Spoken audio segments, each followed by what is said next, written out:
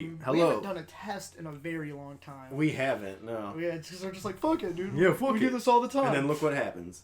I'm gonna adjust this gain even. It looks like it's all the way down. I can't tell what's all the way down or what's all the way up. I wish they had like a high and low like a little high and low here, you know? That'd be nice. So I could check. Instead, I'm just guessing. Like, this is low, this is high. Like, that's annoying. So I'm just gonna boost it a little bit.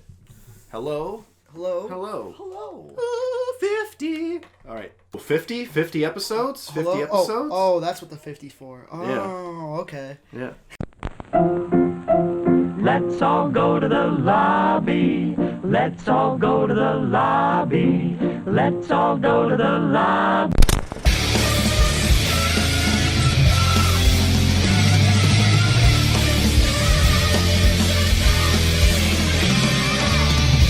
To get ourselves a treat.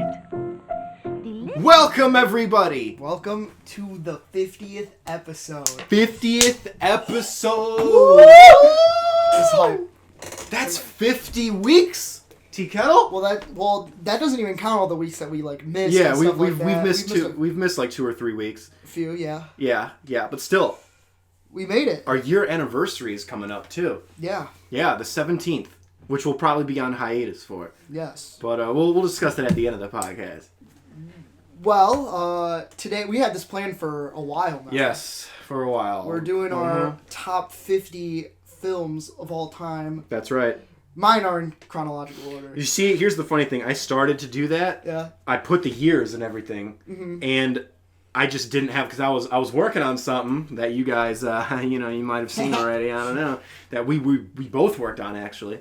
But I was editing it, and I put the years, and I'm like, all right, I'll do this, and I just never got around to doing it. Yeah. I'm gonna try and maybe like put them in chronological order. You do however you want. For me, this episode, because we've talked about most of these movies. Yeah. We like we're broken records at this point. Yeah, I don't even know I really don't even know how many surprises are going to be on here. I really don't think that many surprises are going to be on here. Same for me, but like the thing is when I'm going to be doing this list, I'm going to be talking about these movies, like my experiences with them, because some of these movies have been in my life for a very long time. That's right. right. Some of those behind the scenes stories of like, you know, how I got a hold of it or whatever. Like, okay. So there's some cool stuff there.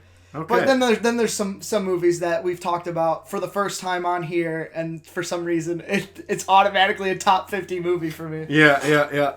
See, what I'm going to do is I'm going to try and follow you and go chronological order. I'm just going to go 30s, 40s, 50s. Like, I'm just going to like...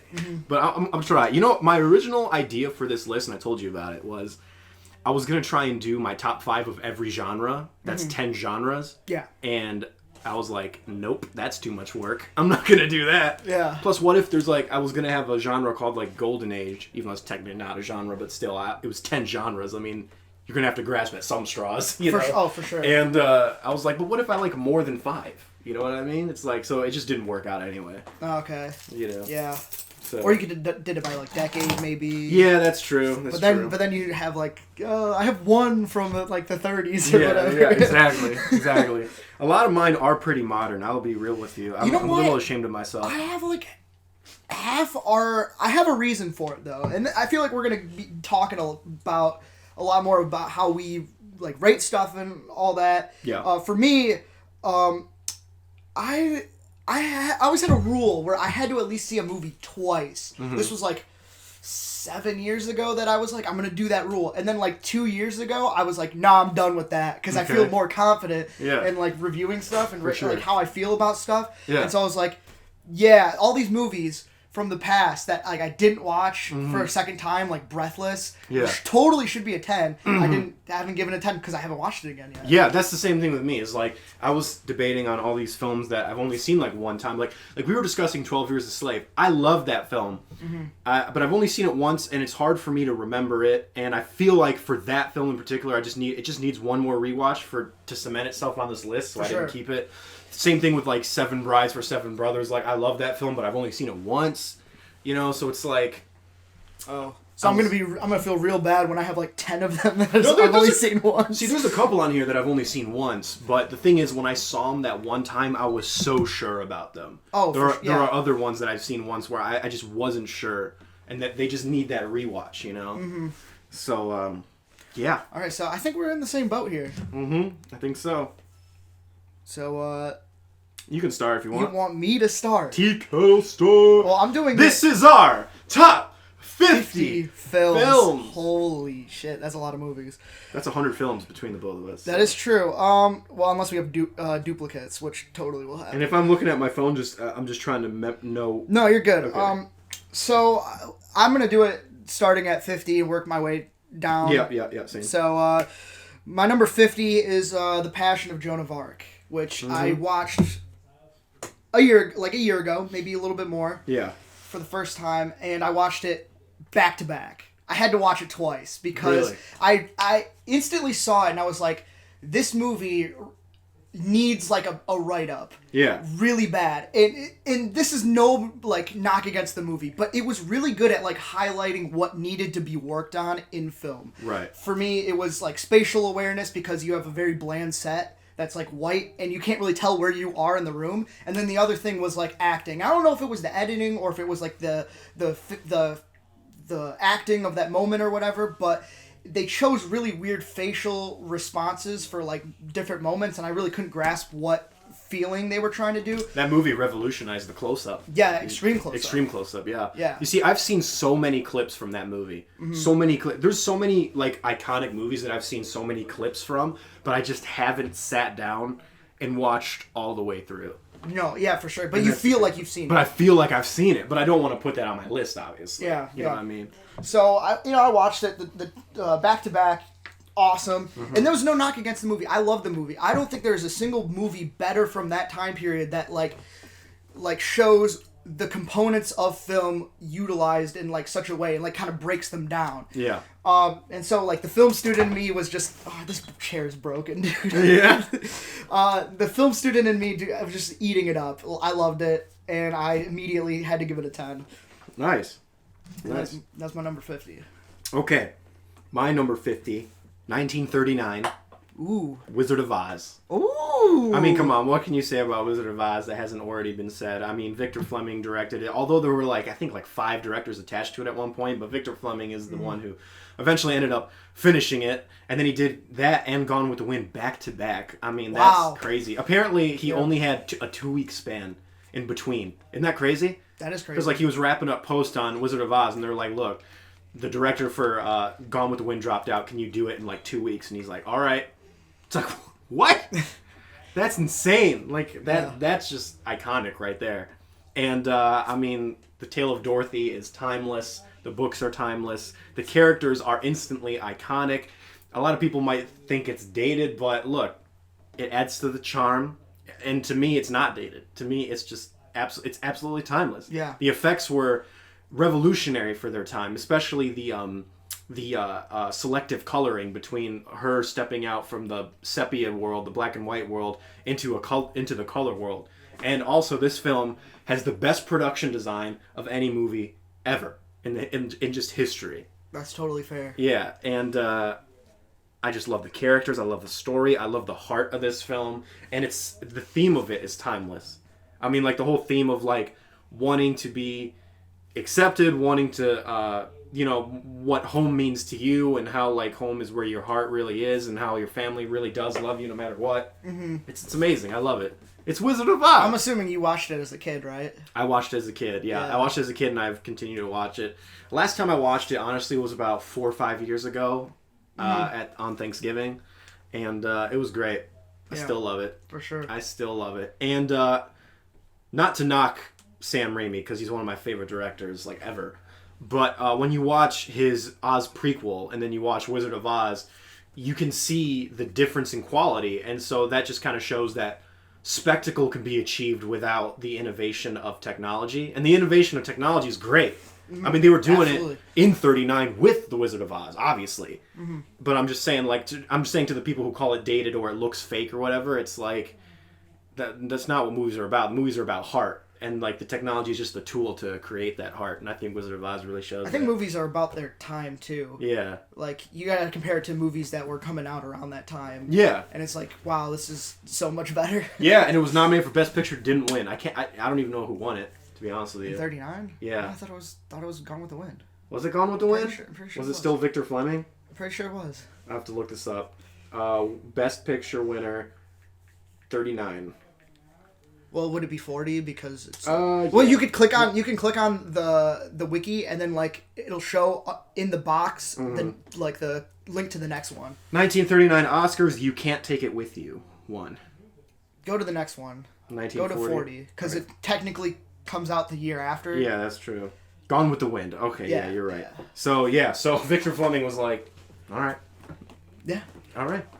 He's got it in the bag regardless. Yeah. I'm pretty sure there was another in 2000. I think it was like Aaron Brockovich in Traffic was the same director. Was it Steven Soderbergh? Yeah. Yeah. Mm-hmm. So I'm pretty sure like he won anyway. Yeah. With Traffic. Yeah. So anything else you gotta add? Nope, that's pretty much it. It's Wizard of Oz, one of the best films ever made. Absolutely. Don't at me. Don't at me. I don't think anyone will. My number 49 is another. I just realized a couple of these are relatively newer watches for me. Tokyo Story. I watched that again probably almost 2 years ago now. Mm-hmm. And it's really fucking good. That's another story that's like timeless. I wrote a thing on it about like how 1,000 years from now somebody can dig that up, like and archive it, and if they watched the content, they would relate to it. Yeah. About like having your leaving your nest. Mm-hmm. Basically, I've seen many clips from that movie. Mm-hmm. It's like the foreign film, yeah, right? Yeah, and it looks really good, and it's been on my list for a long time. I just haven't been able to catch it. Yeah, you know. I would absolutely recommend it, though. I mean, this is where it kind of becomes hard to talk about these newer ones that you've added to your list or that have been added within the year or whatever, because you really don't have a lot of history with it. And that kind of goes with this movie. I have only seen it the one time, but I totally want to watch it again. Yeah.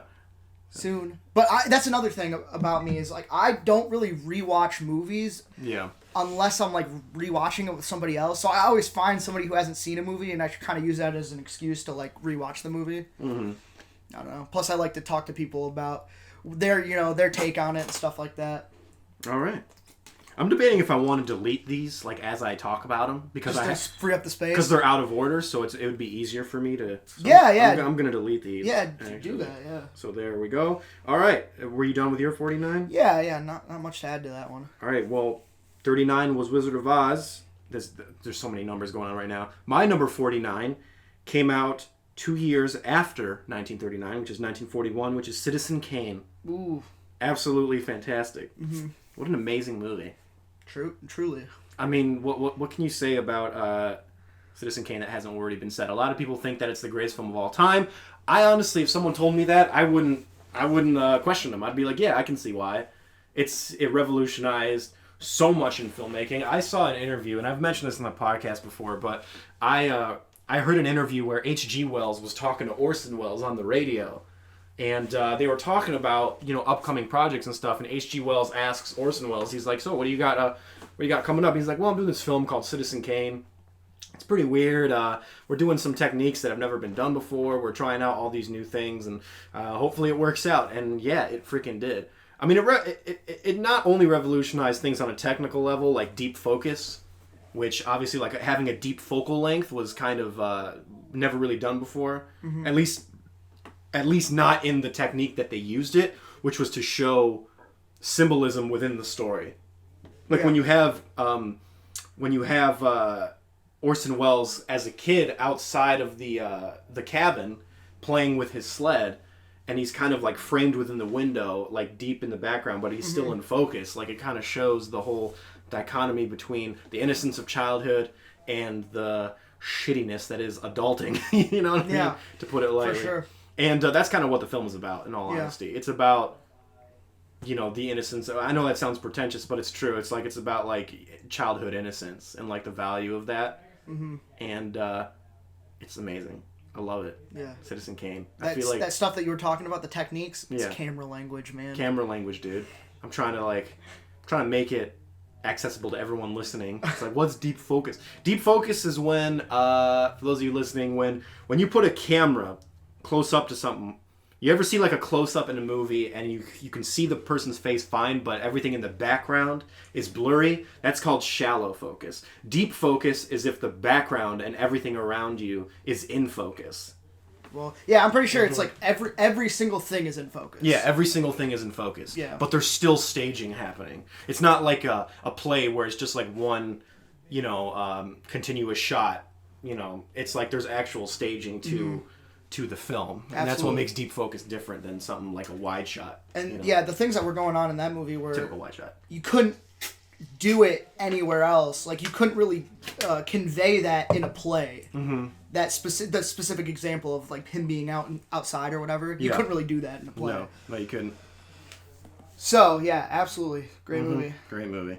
My number 48 is another newer one, The Cabinet of Dr. Caligari, which we talked about on our Halloween. I think we did, yeah. Yeah, because I watched it specifically for that list, because I'm like, there's no way it's not going to be on there, and sure enough, it was on there. Yeah, but I really want to see it. You can borrow it. Halloween's coming up. I know, right? You got to add some newer stuff to that list. Yeah, we do.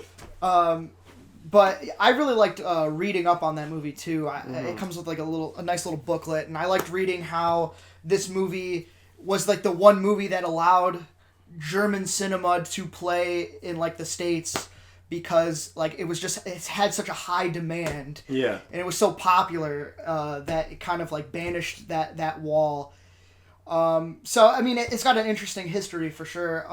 But yeah, that's another really important one when it comes to like its time period. Yeah. Like I was blown away by the set design, just all the German expressionism is hard. You don't really need anything though. You just need a lot of time.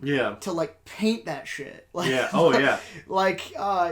just like I was just amazed by how much work that they put additionally in there, and it was for scenes that really didn't need them, but like they definitely added to them. That film and Nosferatu are great, and they're both films I need to see. Mm-hmm. So that'll be probably on my something I watch for this season. Nice. But I loved it. I wish I had more to say about it as far as like personal connection or whatever, but I need to see it again. Yeah. All these movies. Absolutely. If you rewatch it, let me know, because I definitely want to see it. Yeah, it's not, hey, dude, let's like, this season, let's get it. Let's dude, get it. Yeah, we'll talk about dude, the future. We watched a bunch of stuff. We watched Suspiria together. I know, dude. I used to come over here all the time when we used to like crank out all these movies, my guy. We need to start doing that again. Yeah. Well, we've been busy. Yeah, that's right. Okay. What number are we on right now? 48. 48. Okay, my number 48 came out 1 year after Citizen Kane. Can you guess what it is? Was that 47? No, it's 42. That's 42? Fuck. I do not know. One of the best love stories of all time. Oh, that could be anything. Yeah, it's true. Casablanca, 1942. Okay, yeah. Absolutely amazing. Humphrey Bogart's performance is iconic in this movie. I remember watching this movie in high school for the first time, actually. And a lot of people just didn't understand it, and I hate to be that guy, but it's true. Like high school kids, they like, and this was my freshman year or sophomore year, technically, whatever, because there was only 3 years of high school in my school. They just didn't grasp what the film was trying to say and what it was trying to be. And I really resonated with it, and I really loved it. People were like, "You loved it?" I'm like, "Yeah, I loved it." And then I watched it again for film school, like 4 years later for college or whatever. And it was fantastic again. And I think the reason I really like this film is because if you look at our top five love stories that we did, like somewhere on the podcast, you'll know that I really love melancholy-esque love stories that don't necessarily end the way you expect them to end. Yeah. And Casablanca was doing that shit years ago, before everyone else, before that was even viewed as like a risky thing. Like, oh, we can't end a love story like that. It's like, what? Yeah. It's like, they did it before Love Story. The movie literally called Love Story, that has a similar-esque ending. This did it first, and it did it better. Actually, I haven't seen Love Story, so I shouldn't say that, but, yeah. Casablanca. For sure. Play it again.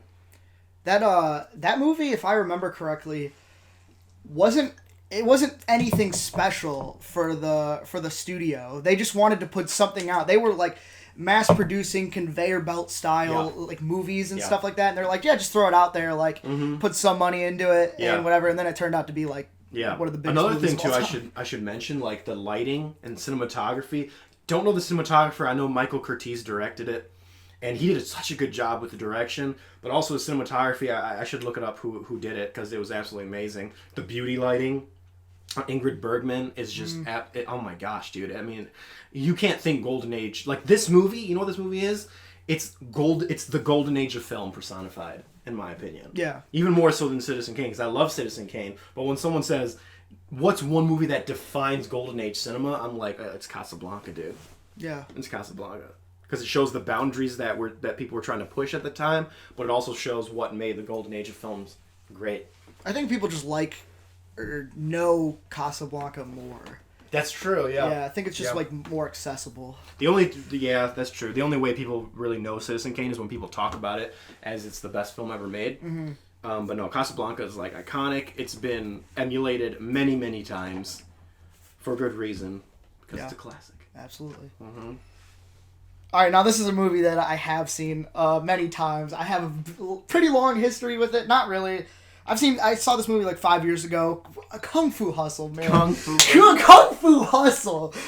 I've seen that probably a dozen times. I thought you were going in chronological. Oh wait, so you were going in chronological order. As in like backwards. Like, okay. I mean like this is my favorite. Yeah. You know what I mean? Oh. I'm going by year. You're going by year. That's cool too. Yeah. No, I'm saying like this is in order of my favorites. Yeah. I figured when you mentioned what was it? That Tokyo Love Story. What was it called? Tokyo Story. Yeah, Tokyo Story. I was like, that's a recent film, but I'm like, oh well, whatever. And then that's not a recent film. That's from like the 60s. It's relatively. It's 53. Recent. I'm sorry, I'm stupid. Oh well, relatively recent. I was like, I thought you had more from like the 20s or 30s on here, but I was like, all right, whatever, and I let it slide.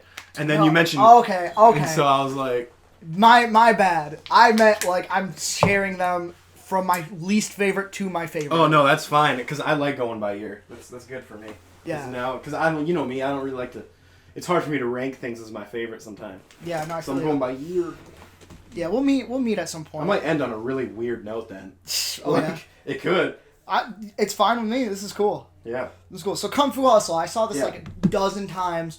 I pretty much show it to everyone that like I'm friends with, because to me, like, if you can't have fun with this movie, you can't have fun. Mitch saw it for the first time the other day. Did he like it? He loved it. He gave it 5 stars. Yes! I loved it too. When you showed me, I was like, this is awesome. Yeah, I crave it sometimes. And, he's done a lot of other movies that are very similar, like Shaolin Soccer, which is, like, anime of, a soccer game. It's just sports anime. Yeah. But live action. Mm. And this is, like, the same thing. This is, like, toony as fuck. It's Looney Tunes. It's so great, though. It's kind of martial arts, but, I mean, they kind of put that on, like, on the back burner for this movie. It's not, like, choreographed like real life. It's fiction. It is fiction, but it's fantastic, though. Yeah. The style is also really cool because, it's animated and crazy cartoony, but it still has heart to it, which was what really surprised me about the film. Is like the film actually has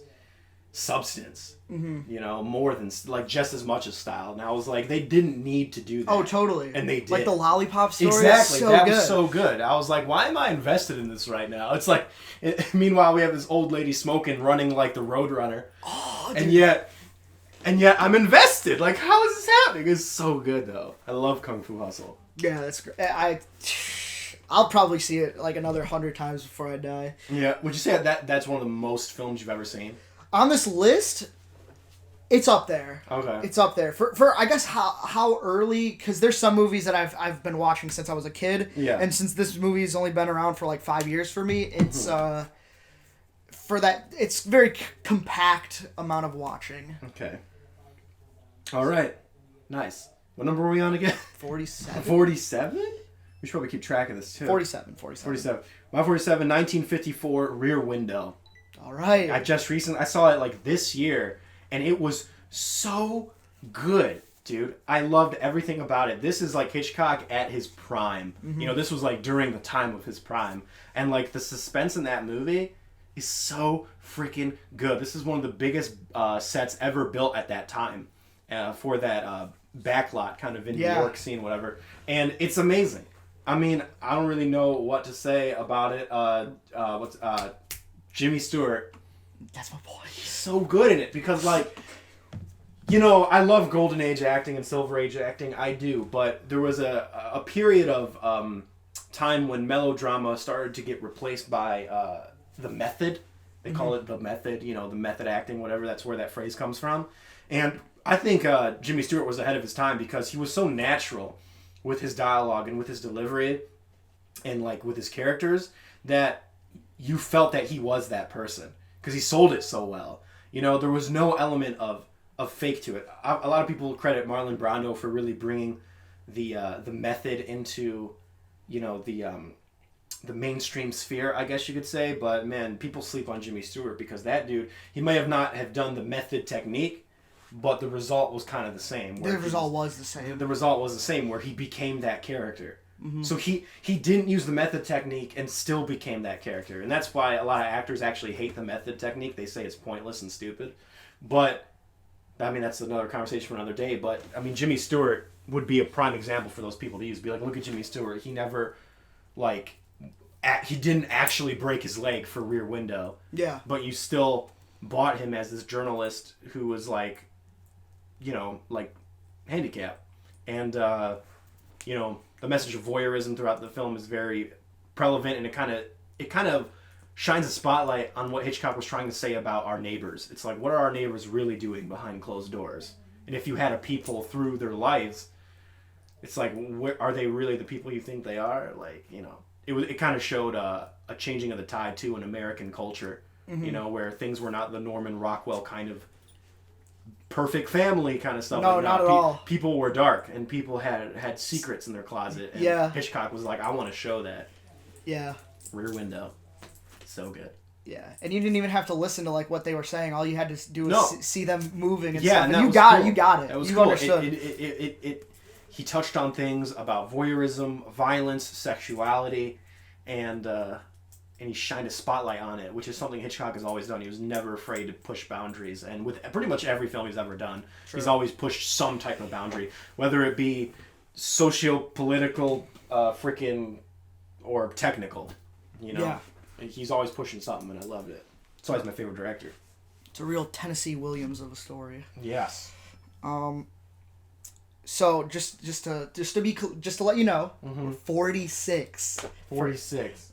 My number 46 is, you're not gonna be crazy about this. Okay. Under the Skin. Okay. So. Oh, can I tell you something about Under the Skin, though? Yo. I've been thinking about Under the Skin recently, actually. Yeah? I like it a lot more now. Yes! About it. I do. Let's go! Oh, God. Can't even give each other a high five. I know, right? Let's do it again. Oh! I would give it a 4 out of 5 now. Okay. I would. I like it a lot more on rethought.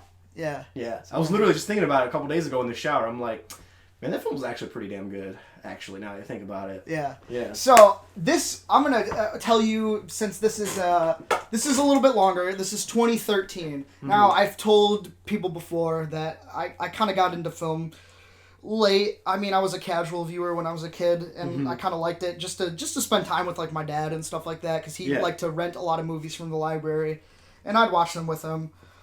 But this is where I'm going to introduce my 5 tiers of film watching. Okay. Number 1 would be like, oh, what's this? Like, what is this this art form? Yeah. It's interesting. Yeah. 2 would be like, oh, this is cool. I'm gonna start participating a little bit more. Probably branch out. Yeah. 3, this is great. This is like one of my favorite things to do. 4, I love this. I'm not stopping. And 5 is like, this is my favorite medium. Yeah. This is my favorite medium. And that pushed out eventually music. Well, music was always my thing. Yeah. This would be like tier 4. Under the Skin, 2013. Yeah, dude, I fucking loved this movie. I watched a lot of classics during that time. Like a lot of really popular classics. Mm-hmm. And this was kind of like a breath of fresh air because it showed me that like newer movies could be just as like powerful. And I still think this to this day. That movie reminds me so much of like Kubrick, where it doesn't really tell you almost anything. You're basically getting every single idea visually. Mm-hmm. And I think that's like my favorite part about it. But I've watched it so many times, or I've seen it 4 times since then. So I mean, that's kind of a lot considering what kind of movie this is. Mm-hmm. I watched it with Brian, and that was a pretty cool watch. And then he ended up buying it, so I always liked showing Brian movies. Brian mentioned, just so he could also enjoy them just as much as me. Sometimes it didn't always work out that way. Yeah. But this was one of those movies, and I was actually kind of surprised because I thought this movie would not be his like speed. Cup of tea. Yeah, I enjoyed it. I definitely enjoyed it. But it took a while for me to marinate. Mm-hmm. It's a film that it's an acquired taste. For sure. You know, and it took me a while to acquire that taste. But eventually I was like, I saw the deeper nature of the film, and I'm like, yeah, it's actually pretty fucking cool. Yeah, it's haunting and beautiful, exactly, like, simultaneously. Exactly, and I was like, okay. So it had a big influence on me at the time, and I still think about it to this day. Yeah, it's pretty great. So 46. 46. 1958. Just coincidence. Vertigo. Yeah, that's right. Yeah. I wonder what's coming next. Yeah, right. So Vertigo is gosh, I'm gonna just repeat a lot of the same stuff I just repeated because freaking Jimmy Stewart is in it again. You know, when this film came out, no one liked it, and that's crazy to me because this film is so good. It's basically almost a spiritual sequel in a way to Rear Window because it still touches on voyeurism, obsession, and things like mental, I don't want to say mental illness, but just things that people weren't talking about back then that only Hitchcock was talking about. It's amazing. Jimmy Stewart and Kim Novak deliver really great performances, and there's so many twists and turns throughout this movie where you're just like, what the hell is happening? And when the final twist is revealed, I'm like, dude, that's total Hitchcock. A lot of people think that this is the best Hitchcock film, and I understand why, because I think this film kind of shows... This film is everything that Hitchcock is. People call him the master of suspense. People call him like an innovator. And I think this kind of shows... It's everything rolled into one. Yeah. You know, it has one of the best... It's one of the best suspense films ever. There's so many twists and turns, which is classic Hitchcock. He innovated the dolly zoom, you know, which is total Hitchcock. And also like superimposing and special effects, like with his trip out sequence and stuff like that. Yeah. Like he's always pushing the boundaries. And color palette too. The color palette is so good, dude. The red and the green. You know, using those juxtaposing colors to show like danger and beauty at the same time. Because like red can mean both danger and beauty, and he uses it in both ways because that's what mild spoiler, but not really. That's what Kim Novak is. She's both dangerous and beautiful. For sure. You know, and she walks in that red room with that green dress. Oh! Yeah. Classic scene. That's the one I always think about when I'm like, oh, the color palette's really good. I always think about that scene. Of course, you know, because it shows like, again, the danger, but it's like, she's elusive as well. And it's like, she's dangerous. Yeah, she also stands out. She stands out from everyone else, but she's also, it's dangerous. She's dangerous, but she gives off the vibe that she's like, innocent. Yeah. With the green. She's welcoming. She's welcoming. Yeah. It's like, you know, oh, maybe not. Yeah. You know? Dude, I need to get that Vertigo poster framed. I know, dude, it's so good. And that's a movie I need to rewatch. Mm-hmm. That should totally be a 10, but I haven't watched it recently enough. You know, surprisingly, the one you think of that's coming up next might actually not be the one that's coming up next because I have a 59 in here. Okay. But anyway. Well, it's inevitable. That's right. Yeah. 45, a recent one. Mm-hmm. Double Indemnity. Son of a bitch. You watched it without me. I had to watch it for class. My B, man. It's all good. I kind of... Wasn't that my number one? Like films I haven't seen that I really want to see when we did that list? I don't remember what... It was definitely in the top 5. I think it definitely was on there. Yeah. For sure. But anyway. Well, I had to watch it for school. Right. But I mean, it's always been on my list. I just never got to it. And so... I kind of liked doing the class thing, actually, because I had to get these movies. Yeah. So that gave me a reason, an excuse to, like, rent some of them. Mm-hmm. As opposed to, like, me waiting until it comes on, like, a streaming service, because I'm a bum. Right. Or whatever. I'll never run out of content, but, like, I was glad that I got to see that movie, and I did love it. there's not really much I could talk about it because actually my next choice is going to be like talking. It's pretty much going to be like talking about the same thing. Yeah. So let me just. I think I already know what your next choice is. Oh yeah, totally. So I'm just going to put that one. I'm going to put that as like a bookmark for right now. Okay, yeah. I got two I got two films that are the one you're talking about. Okay. I believe, but I'll save that for later. All right, 59. Ben-Hur. Okay. Absolutely amazing. Have you seen Ben-Hur? I have not. Tale of the Christ? It was on my honorable mentions. It's so good, dude. This is one of the best biblical epics I've ever seen. Even though technically it's not a story from the Bible, but it's a tale of the Christ. Like it's in it. I mean, this is like one of the biggest budget films ever made. This is when Blockbusters was like a lot of that money went into that production design, and the production design of this film is absolutely amazing. The chariot race is what a lot of people remember, and I think for good reason, because it's one of the best action sequences of all time. And it's just one of the most classic tales of all time. It shows like the love and it shows both the love and the hatred of humanity, and shows both the light and the dark. And it's a tragic story. It's a feel-good story. It's an epic. This is one of my favorite epics. I've never seen something like Lawrence of Arabia. 2001's pretty good, but I haven't seen it in a long time. But this one really stands out to me because I've seen it so many times. Not so many times, but a lot of times. I remember my dad used to be like, "You ever see Ben-Hur?" And I'm like, "Yeah, I've seen Ben-Hur." And then like a year later, he would ask me the same question, like, "You ever see Ben-Hur?" And I'm like, "Dad, I've told you I've seen Ben-Hur." My dad would do that too. Yeah. Like when you watch a movie with my dad, he would forget that he'd seen it until like halfway through the movie. He'd be like, "Oh yeah, this movie." Right. My dad really introduced me into like golden age films and really kind of old fashioned films and old James Bond films, old westerns, classic films. He was my gateway to that, because he loved that stuff. He loved Turner Classic Movies, so I used to watch it with him, But yeah, Ben-Hur was shot, 70 millimeter, like VistaVision, I think it was, and I really wish this film would like come to IMAX or something, because it would be amazing. I feel like it has, like on a Fandango. I'm pretty sure it has.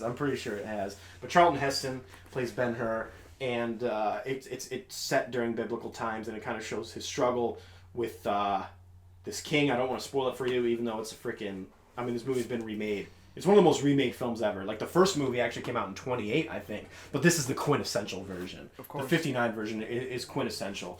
And it's amazing. I love it. Ben-Hur. Tale of the Christ. I'll definitely have to watch it. Mm-hmm. My number 44, what do you think it is? It's either Sunset Boulevard or Chinatown. It's Sunset Boulevard. Okay. Yeah, so that movie is my tier 5. That's 2014. That is a year that you're going to hear a lot on this. 2014 was amazing. You know what's my year? Is 2011 that I found out when doing this. Yeah. Really? Yeah. Mm-hmm. That's going to be fun. We'll have to talk about that. I wish I was into movies a little earlier. But for me, 2014, I had like nothing going on. Yeah. I had a job up until I moved to Florida, and then when I moved to Florida, I waited and I was basically just getting ready, and during that time period, I just watched so much stuff, sometimes more than one movie a day, and it was like The Big Bang, man. First there was nothing, and then there was everything. My eyes were open, and 2014, Sunset Boulevard, kind of later in the year. And just to be clear, when I said 2011's my year, for those audiences for like listening, 2014 is when T-Kettle like discovered movies. Sunset Boulevard did not come out in 2014. Yes. Oh God, I hope people don't think that. Yeah, I just some people. You never know. You never know. You never know. So I saw that movie, and that was like, oh, this is what noir is all about. Like I didn't know at all. Yeah. So I kind of discovered it with the lighting and the black and white. The smoky atmosphere. Everyone's always smoking, and the femme fatale, which is kind of a little bit different in this movie. Yeah, as she's like a actress who wants to live in the past. It's like that one episode of Twilight Zone. It's like the first season where she just watches movies all the time, and she has like one of her co-stars come back, and he's like old, and she's like, ugh, like, what happened to you? And she just like doesn't want anything to do with real life, and that's kind of like what this character is in this movie. Right. And I mean, it makes sense. It has a very famous scene at the end. Yes. That kind of shows that. Yeah, and I think I definitely have said this before, but they had like a scene where they had like silent film actors and Buster Keaton's playing, and it's it's really good stuff. Like the storytelling is also very good. So this was kind of a very important film for Tier 5. Absolutely. And yeah, love it. Love it. All right. My next one is also from 1959, same year. It predates the French New Wave movement, but it kind of starts it, and it hit me much more than Breathless did, which was a lot more experimental. And we just saw it, like this year. Yeah. 400 Blows. The 400 Blows is so good. What really resonates, I'm trying to phrase this. The way this movie really resonates with me is because, I'm not saying I grew up in a similar household, but I'm sure as kids we've always experienced our parents kind of projecting their own insecurities upon their children, and kind of making their children, for lack of a better word, suffer because of it. And it's like I never really seen that in film before, like shown to this extent, a very realistic extent, and a very kind of timeless showcase of this portrayal of like a struggling mother and father kind of projecting their own faults and their own insecurities and their own troubled marriage onto their child, who is just basically a product of their environment. And that's kind of what this film is about, and that's why I really what made this film really resonate with me is just the child performance too, especially at the end when he delivers like that monologue, or not monologue, but like back and forth, I guess you could say, is amazing. It really is. It really is, and it showcases like, wow, this really is one of the best child performances of all the time, because you believe him that he's a child. Yeah. A lot of films nowadays over exaggerate things. This film didn't over exaggerate that type of projection, and I love that.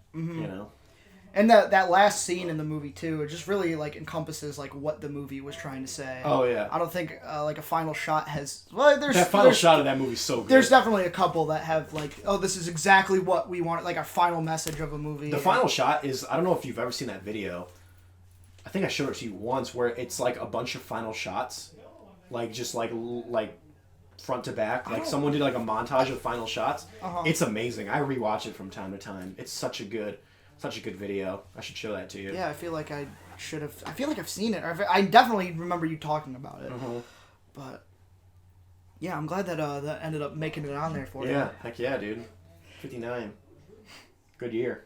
Yeah. My number 43 is a newer movie. Bless you. Thank you. And it's a movie that I watched pretty recently too, Before Midnight. Oh yeah. Is my favorite one of the three, which is kind of like an unpopular opinion. And I don't really know why, but I feel like it's because I understand that one a lot more, given the fact that like I've lived in a house. Have you even opened that? Oh yeah, this is how I drink from the can. What? You never seen this? No. Yeah. How does it come out? It just comes out. There's like no hole in the can, but he's drinking out of the can that is like literally looks like it's shut. Yeah, it's a crazy party trick. It gets people talking. It's true though. I drink out of it. I thought you like put a hole in like the side or something like that. Like oh god. Like it comes out. I don't like it's crazy. Yeah, I remember I was at a party once and I showed up, and then this girl was like looking at it, and she was just like she took it out of my hand and was like, How are you That's so out of it? And I was like, yeah. Dude, you have so many party tricks, man. Yeah. Dude, She's a cute girl too. This guy is a really good beatboxer. Like real good. That's right. Here we go. Here's a sample. That's right, baby. No, that's not true. That's not true. He's really good. He'll try to trick you all the time. That's right. There's my example. That's it. All right, so what were you talking about? I already forgot. Before Minute. I guess what I live in. My mom has been divorced a couple times. Obviously my dad's with somebody else. So living in that home, I understand that relationships later on become so frail. Yeah. And it's so easy to have like one conversation that can ruin everything. All your history, all the trust that you've built up, and that fucks me up. And that's this is like a movie. It's a scary notion. It's kind of like I like the thrill of the chase. Yeah. And that's why I think I like this movie the best. But, like, everything else is, like, just as quality as, like, the rest of the trilogy. But just that, for some reason, like, hit me the hardest. And maybe, I don't know, maybe it's because I feel like an old soul sometimes. But I like that. But I've only seen one of them. I saw Before Sunset, so I need... Or before... the first one, right? Before Sunset? Mm-hmm. And that's... Sunrise. Sunrise, yeah. That's the one I've seen. And then... I've seen bits and pieces of the other ones. I still really got to see them. A Richard Linklater film, or maybe a couple of Richard Linklater films, are gonna pop up on my list. Yeah, but not for much later. Not for a while. Oh, there we go. I mean, this movie, I don't have like a big history with it, but I do. I mean, movies like this are kind of cheating because you have so much more content than regular movies. You have 3 movies, and it spans over like a 20-year period. Yeah. So you kind of like grown with these characters, and that's like it's cheating to me, but it's effective. And that's something Richard Linklater uses a lot in his films is when you grow along with the characters. You know, Mark just sent me a link to a movie. I don't know if it's real, but like I guess it's a movie that he wants to do. And I might have heard something about. I have to find it for you. But you know, Richard Linklater just did a career timeline for Variety where he talks about a lot of his movies. And have you ever heard his inspiration for the Before trilogy? No. He actually, I can't remember where he was. He was somewhere. I think he went on a vacation or something, just himself. This was after Dazed and Confused, so he only had like 1 or 2 movies under his belt. And he met some girl that he actually spent like a whole day with. Really? Like a whole night. And he's like, I want to make a movie. And he even told her, he's like, I want to make a movie about this. And she's like, what do you mean? He's like, just about this. Like, just this night. Like, this one night. See, I wonder if the conversations were similar too in it, because there's some conversations that are had in that movie, and I'm like, this feels like a conversation you'd have like years down the road with somebody where they're like talking about their flaws. Yeah. Like, I noticed that you do this all the time, and it's kind of like annoying or whatever. It's like, do people really point that out on like the first date? Right. I don't know. But what it was exclusive. Boyhood filmmaker Richard Linklater is directing a Sondheim musical that will be shot over the course of 20 years and star the 2 from that Olivia Wilde movie that just came out, Booksmart. Oh, yeah? Over a 20-year period. What? Well, I don't know if that's real, but that just feels like fake news. That does feel like fake news. But when he sent it to me, I was like, oh, that's kind of funny. I didn't even think that it was a real thing, but I thought it was kind of funny. Oh my gosh, I think this is real. Richard Linklater is filming a Merrily We Roll Along musical in real time over the next 20 years. Dude, we got our new segment this episode. How is he gonna do that? I don't know, but Ethan Hawke was his backup just in case something happened for Boyhood. Yeah. He can't really be a backup because they're like the same age almost. I know. Wow. All right. Yeah. All right, I'm here for it. Yeah. I won't see it until I'm 45, but okay. It's crazy. Yeah. So that's my number 43. Okay then. All right, so I'm on to 1960. Got a couple films from 1960. Okay. First one is Magnificent Seven. All right. One of my favorite westerns of all time. Yul Brynner is absolutely amazing, and a lot of people might look at this film and be like, okay, this is cliche, I've seen this 100 times, but you got to remember that this film came out in 1960, and it's been very heavily emulated. And I know what you're thinking, even that. You're like, what? Emulated? Isn't Magnificent Seven a remake? Yes, it is. It's a remake of Seven Samurai, and it really showcases remakes done right. Because they took the remake, they paid tribute to it, but they kind of added their own spin to it, their own Americana to it. So this tale has kind of been timeless over a band of misfits kind of, coming together to defend a defenseless town from a megalomaniac kind of dude. We've seen it everywhere. We've seen it in Tombstone. We've seen it in a lot of westerns, but I think Magnificent Seven did it the best. I mean, Steve McQueen, Yul Brynner, Charles Bronson, amazing cast, and amazing action and western fighting. For sure. Yes. I watched that pretty recently, actually. Oh yeah. Yeah, it was like I really want to 6 months ago. I really want to see Westworld. I really want to see that. I really like Westworld. Mm-hmm. It's like a slasher movie. It is like a slasher movie. Mm-hmm. Yeah. So. I'm pretty much not going to add almost anything to this, but my number 42 is the 400 Blows. Okay. When you said it, I was like, wait, which one is next? I was hoping it was next, but it was like before midnight, and I'm like, all right. All right. I really don't have much more to add to it because you pretty much hit the nail on the coffin. Like, that's it. Like, that's... All right. Well, okay. Sorry to make you do 2 in a row. No, that's fine. That's fine. My next film is actually a film, another 1960 film that I've actually never talked about, believe it or not. Really? Yeah, this is crazy. Oh, okay. So, Alfred Hitchcock's Psycho. I've talked about this film so many times, dude. I believed you because you told me like a couple days ago. There's probably like 2 movies on here that I know I haven't talked about before. No, there are. And then you hit me with that. But not this one. This one I've talked about to death. Bamboozler. Freaking what? Let me just think about what to say about Psycho that I haven't already said. One of the best suspense films of all time. Alfred Hitchcock's revolutionary. This film was shot in black and white, even though color was available, because he wanted to add to the aesthetic, and it really shows. It still holds up. People love it, even to this day. What up? When did you see it for the first time? I think late middle school, early high school. Okay. Something like that. And I rewatched it time and time again throughout that. I've even watched the Bates Motel miniseries, which is also pretty good. I finished that. Yeah. What'd you think?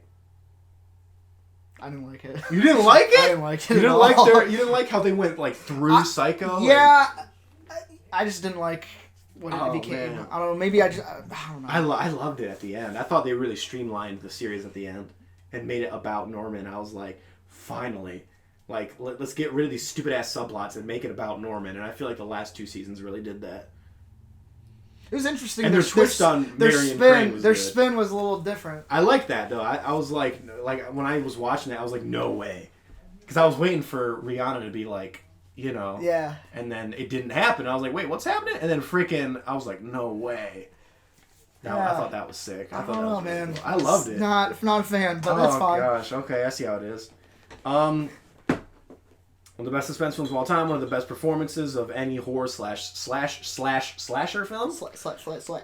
And Anthony Perkins really embodies Norman Bates. Norman Bates is one of the most iconic horror suspense characters of all time. This movie, I remember in college I showed this movie to Jordan, who has never seen it, and I never gave him the twist, and he was like, damn, like he was cool. That twist still holds up, dude. Mitch actually saw it like last year, and he's like, I cannot believe this twist was never spoiled for me. And I'm like, wow, you are lucky. Yeah, I'm amazed. It's everywhere. That's like Star Wars, the Star Wars twist not being spoiled for you. Like that's yeah, it's kind of on the same level. Yeah, I'm like, that's a hard thing to avoid, you know. But he said it was amazing and he loved it. Awesome. Because it's timeless. Surprised you guys didn't watch it together. I know he watched it without me. A-hole. No, I'm joking. Son of a bitch. Just kidding. Thrillmonger. Is that all you gotta say? That's all I gotta say. My number 41 is a movie that I watched not even 2 years ago. Who's Afraid of Virginia Woolf? Yeah, I still need to see that. That's a Mike Nichols film, right? Yes. Who I love very much. I mean, this movie's really interesting. Oh my god, this thing is just breaking more and more as I sit in it. I gotta stop, but I want to get comfortable. Yeah, that's right. So this movie is like 2 people that are just a marriage in shambles. They've been together for so long. They have like this dinner party with like a young couple, and the young couple is forced to sit in and watch them as they, do shit with their dirty laundry. They're just like, everything's out in the open, and then the 2 of them kind of like think like, hey, maybe this is this what our future is gonna look like? And that's like a really good realization, but that movie just delves so deep into it on like every single level. It really dives into the human psyche. Dude, beyond belief. Like, I didn't think... If I was going to make something about that, I would never think to include so much of the content that they thought of in this movie. And it was just like... just mind-boggling. I don't know. I mean, it's based on like a play, so there was content available, but like also the directing is just really good in that movie too. Sometimes they would do those split diopter shots where you could see like the person's reaction, but it wouldn't be just one reaction versus like another person's reaction. Like it would be like multiple people in the shot behind him. Yeah. Like 3 different faces. I'm like, how do you fit all that in a frame? Like, it's crazy. It's craziness. But they're all important, and just like that's how you do a play right, adapt it to film. Yeah, and that's very hard to do because I've seen a lot of plays adapted to film where I'm just like, this feels like a play and I hate it. It feels like a play, and the movie aspect is doing nothing for it. Yeah, exactly. So, yeah, I love. Look at you, Rob Marshall. No, I'm joking, Rob Marshall. I'm kidding. I love you. You make good movies. I got nothing else really, dude. It's a really good movie. I need to rewatch it again, but it's a fairly new one under my belt, so nice. Not a lot of history there.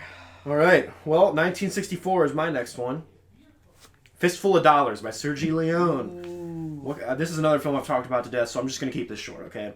I've said this before. Has one of the best opening sequences of any film ever, next to maybe Indiana Jones.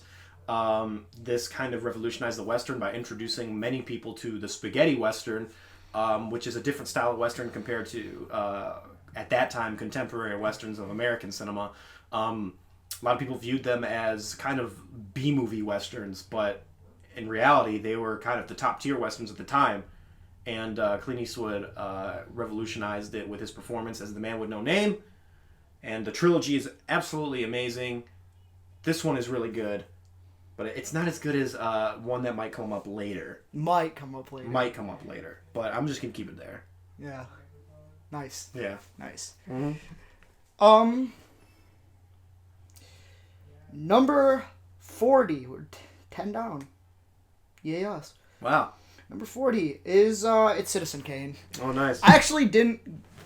I've watched this movie a couple times, or a few times now. But the first couple times that I watched it, I never gave it the 10. I don't know why. Really? I didn't really get it. Mm. And still, even to this day, sometimes like I feel like that movie is kind of hard to like explain. Yeah, well, no, it's not. It's hard to explain. It's hard to like have a connection, and because it's a movie about a character that sucks. Yeah, like, but the timing is pretty relevant right now. Yeah, and that's part of the reason why I liked it so much upon my most recent watch for school. And I was like, yeah, there's no way I can't give this a 10. Like, it's always good. I feel like it's always going to be relevant as long as there's like a corruption. There always will be. Yeah, pretty much. And that's not going away anytime soon. No, I mean it hasn't gone away since 1941. So yeah, and I'm. It's always interesting to me, like, how we grow as, like, film viewers, I guess. Because, like, I gave it a 9. Like, I really liked it. And, like, I will admit that when I watched it, I mainly relied on, like, the computer to tell me, like, why this movie was, like, more important than it really was. Yeah. Because I didn't have a brain back then. Mm-hmm. I don't think there's anything wrong in doing your own research on a film. For sure. A lot of people think, like, oh, I don't want to look up what it means. It's like, why not, though? You can still come to your own conclusions, but still. That's what I want to do. Before I look up stuff, I want to look up. Like, I want to come to my own conclusion and come up with something and not try to be swayed. By other people. Because I used to be very like easily like influenced by like other people's responses to things, and so like I would constantly change my view on a film just because like it's bad, like, yeah. And so I don't want to do that anymore, so I've stopped that probably like 5 years ago. Right. And, yeah, so... Interesting. So, this movie and me, it's been an interesting journey. But there are other movies that have been, like, a bigger climb that has risen onto this list that, like, I didn't really expect back in the day, but we'll get to that later. Okay. All right. My next film... is just got a text from my boss, literally. My next film is 1967, The Good, the Bad, and the Ugly. Okay. I mean, come on. Yeah. Gosh, dude, this is why I'm glad. Spoiler alert for the end of what we're going to talk about. This is kind of our last list for a while because I feel like we just talk about the same movies all the time. Yeah.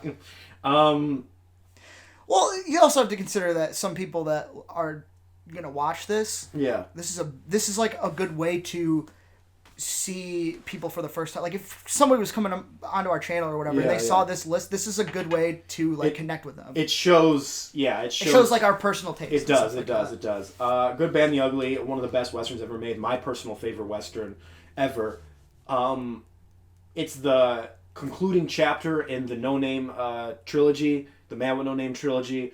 which is A Fistful of Dollars for a Few Dollars More and Good, Bad, and the Ugly. Gosh, what have I... Dude, I think I might just leave it there. Like, it's one of the best Westerns films ever made. You need to see it. Lee Van Cleef steals the show. He's absolutely fantastic as the villain, the bad, if you will. Mm-hmm. And this movie's iconic. It has iconic one-liners, iconic set pieces. And if you're like a little hesitant, you're like, I don't know about Westerns, this is the film that will convert you. I guarantee it. Interesting. How's that? Not a good salesman? Yeah. My back is killing me. That's why I'm sitting weird. Yeah, I was going to say, you keep moving. Oh, yeah, there it is. Did you hear that crack? I did not hear it. Oh, okay. Good, Bad, and the Ugly. So 39! Yeah. Oh, okay. Taxi Driver. Oh! This movie I watched, this was 2014. 2014. Good year, 2014. Yeah, 2014 is a good year. Man, sometimes I wish I can go back to like experience all of these for the first time. Yeah. But yeah, that movie, it was like a normal day for me. Yeah. Like I had been watching so much good stuff, and then I watched this, and I'm like, this is about as good as everything else that I've been watching. But like, I didn't give it the 10 because it didn't really knock my socks off. But I watched it probably a year ago with Mark. Yeah. For the first, and I'm like, yeah, this was long overdue for a rewatch, and I was so into it.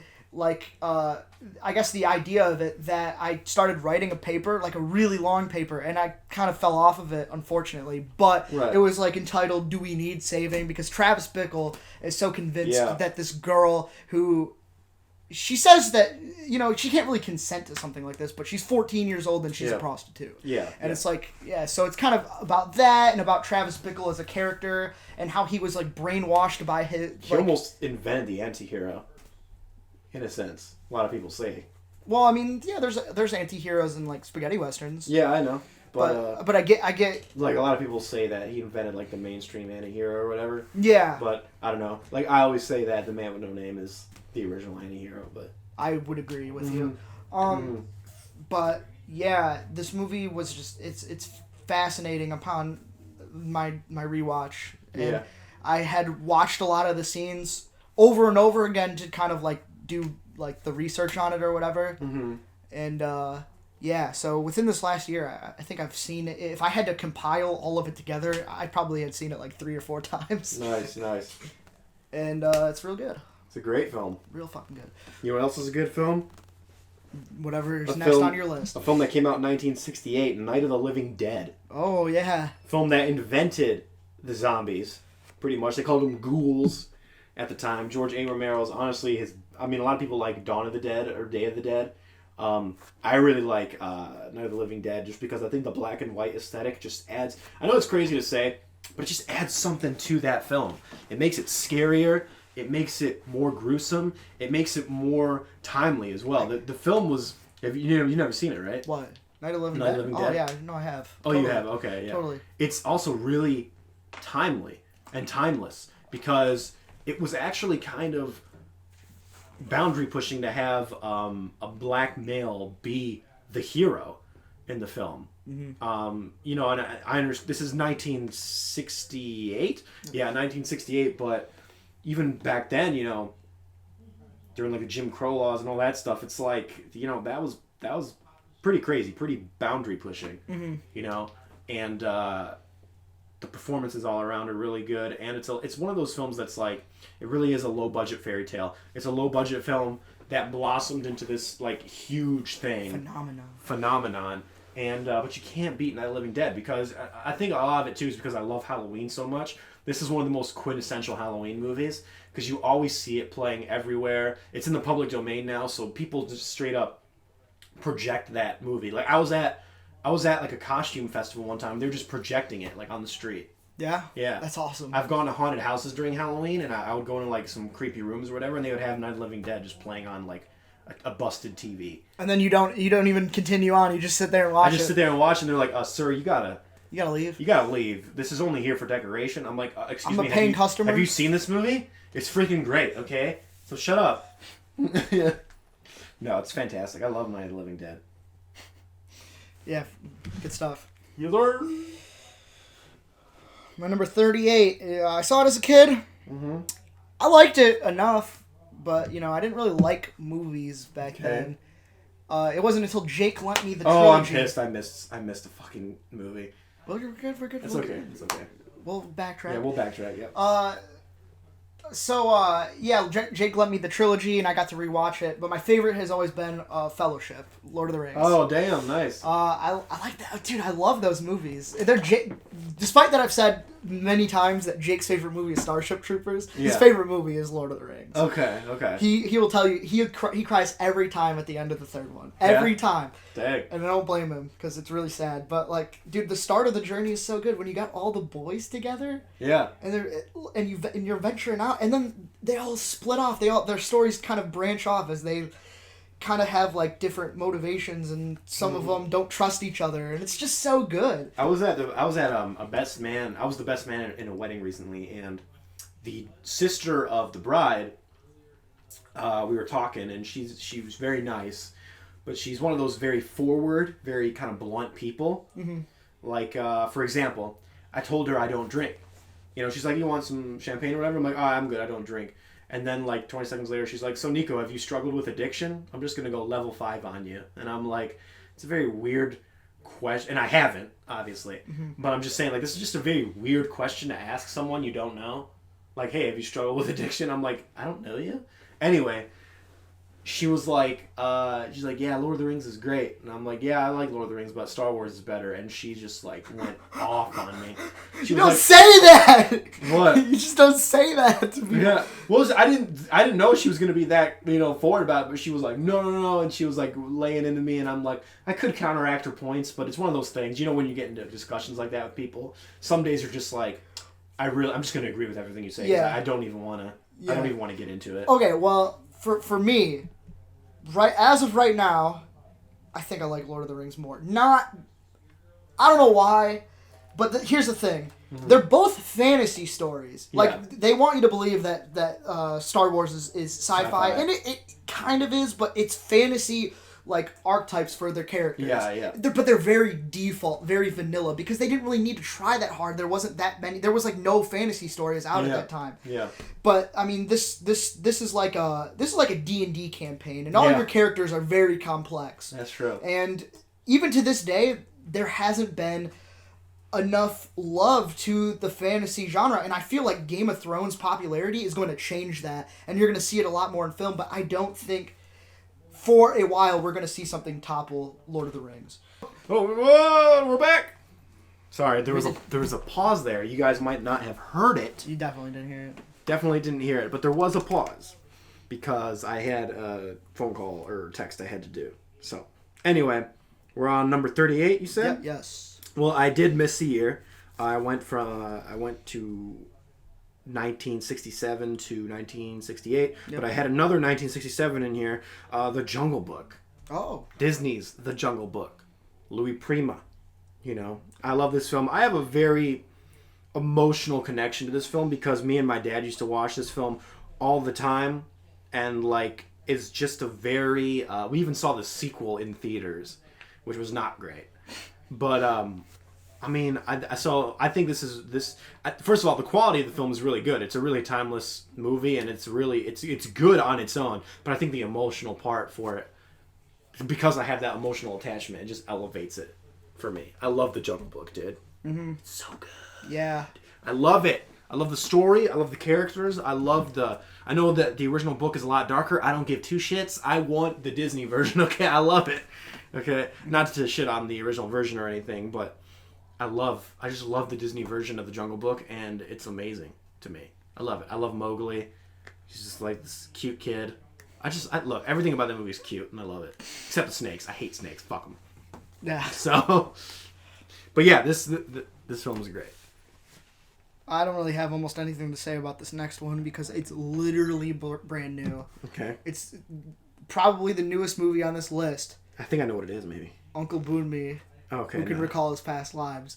Mm-hmm. That movie blew me away. Whoa. Yeah? Holy shit. I still kind of... Are you looking for it? Yeah. Hold on, never mind. Go ahead. It's, I mean... I only explained one scene in this movie, and that's kind of for the best. Mm-hmm. There are a lot of really good scenes in the movie, but you can't really explain them without the context of like what happens like from every bit by bit, because it almost breaks off at one part and kind of does this like princess story where this princess she's got like something going on with her face, and she wants to be beautiful, and she kind of like finds like a fish, like this magic fish to like make her pretty, and it kind of goes into that like weird fairy tale stuff, but you wouldn't really understand what the context of that is unless you understood like everything that was going on in the movie. And I don't think after the one watch that I got everything and everything's connection, but like all the themes that I did see, and like especially the way that it's presented is like unlike anything I've ever seen. There's I mean, granted, I haven't seen everything from like every country, but if this is what's going on, like if this is the kind of movies that they're making in Taiwan, like I need more of that. Yeah. So, what's the director's name again? Ipichipong Weerasethakul. Yes, Ipichipong Weerasethakul. You know he goes by Joe. Yeah. Not even kidding. I looked it up. Okay. Cool. So I actually missed another one. Son of a bitch. 1963. My favorite comedy. Do you remember what it is? Your favorite? It's a Mad World. It's a Mad World. The only epic comedy film shot in 70mm panorama. Absolutely fantastic. It's slapstick, but it's also clever. It's witty. Its humor is absolutely great. There's just a lot of wit to it, and that's my favorite type of humor is wit. I don't really like gross out humor or raunchy humor. There's wit to this humor. Some of it can be kind of considered cheesy nowadays and very 1960s, you know. But I think this ages much more, because I think comedy ages the worst out of any film genre. You know, you look at, I love Mel Brooks, but you look at some of his films and you're like, oh, that didn't age well. And I don't think in 100 years, all these jokes these comedians are making about Trump in their movies, you think in 100 years people are going to even understand what that means? Yeah. They're not going to understand what that means. This film, I think, ages the best out of pretty much any comedy I've ever seen, because raunch is not going to be a thing forever. But wit and clever dialogue and clever plot and story is. And the way that this movie has this enormous cast with all these interweaving storylines, it really is the only comedy epic. And I wish they made more comedies like this now. Because comedies nowadays, they just straight up freaking like buy a DSLR almost and just place that shit on a tripod, and they're like, all right, Kevin Hart, do your thing. Or like, all right, Rebel Wilson, do your thing. Like, they don't even have a script. They just like improvise stuff now. Like, there's no wit to it. They're just like, hey, I'm just gonna be myself and be funny. No disrespect to Rebel or Kevin or anything. I'm just using them as an example, you know? Like, there's this new, like, era of comedy now where it's like the improv comedy.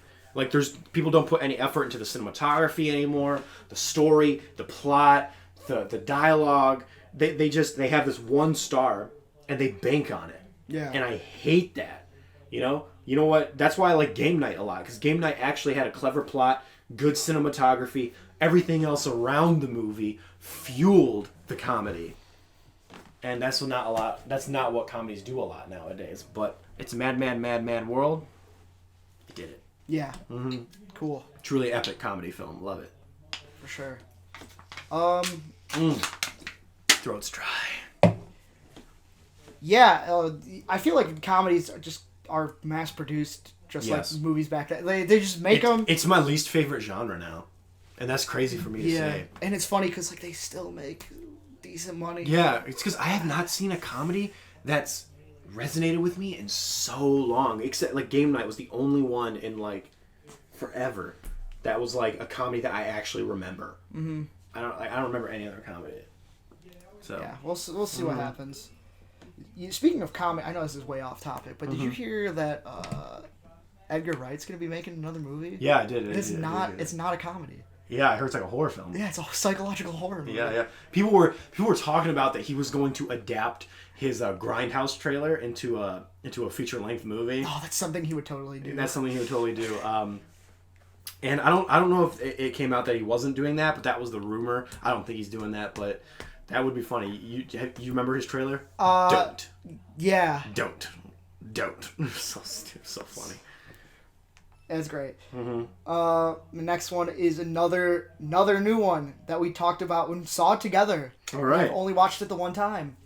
Roma. Roma. Oh, it's so good. Dude, Roma. Roma is such a good movie. That's, like, it's so touching. It's not as good as Green Book, but... I mean, true. I mean, the Academy has spoken. That's right. So, yeah, I mean, that movie is so similar to Tokyo Story. Like, it's identical. There's no melodrama. The only thing is that is different is the camera does move a lot, but they always put it on, like, you know, they have, like, that kind of machine that Dolly. keeps it, yeah, but it's, you know, it's all timed. So all the people in the shots they have, like, a certain choreography to them, and they have to get it within a certain amount of time and stuff like that. Yeah. That's, like, really the only difference, but everything else just feels the same. Like you said, it feels like an Ozu film, but with movement. Yes, this film just, again, it's going to be, even though it has a lot of personal feelings that went into it, it's still very accessible and universal to, like, everybody. It is, and dude. That's why it's so good to me. That movie freaking hit me, bro. Like, it was good. That was such a good year. I can't wait to rewatch that movie at some point. So good. It's on Netflix still, obviously. I mean, it's not going anywhere. I'm pretty sure that's the only reason it didn't win Best Picture was because the Academy just didn't want to give it to a Netflix film. They're like, what if that? I kind of thought about that too, because then they would have to deal with the backlash of everybody like. Mm-hmm. But now they don't have. As long as it's nominated, you're kind of. I mean, you're still pissing off like the other party, I guess. Yeah, exactly. But whatever, it doesn't matter. It was kind of lose-lose for them if that was the situation they were in. Roma's great. Yeah, I love Roma. 1975 is my next one, and I triple checked this time. There was nothing on here before 1975. Okay, 1975. Dun. Jaws. Yes, that's right. As soon as you said, look at that, two notes, dude. That's how iconic this movie is. I just hit you with two notes, and you immediately knew what it was. This is the film that put Spielberg on the map. This is his second theatrical film, technically his third feature film, and it's kind of like Duel, but with a shark. Mm-hmm. A lot of, this movie is notorious for having a shark that constantly broke down. The shark's name was Bruce. And Bruce would just break down and barely work, but that was kind of a blessing in disguise for the movie because it just added to the suspense of it because you rarely saw the shark and you would just see things from the shark's POV. Yeah. And that was kind of their get around to the shark not working, but it worked. But they always used a lot of cool things that like kept it fresh too, like they had the time where he was like strapped to the dock, and so the dock would move, and so you knew that where he was. The barrels, like they had 3 barrels when they attacked the shark, and they attached the barrels to it. This is a great film.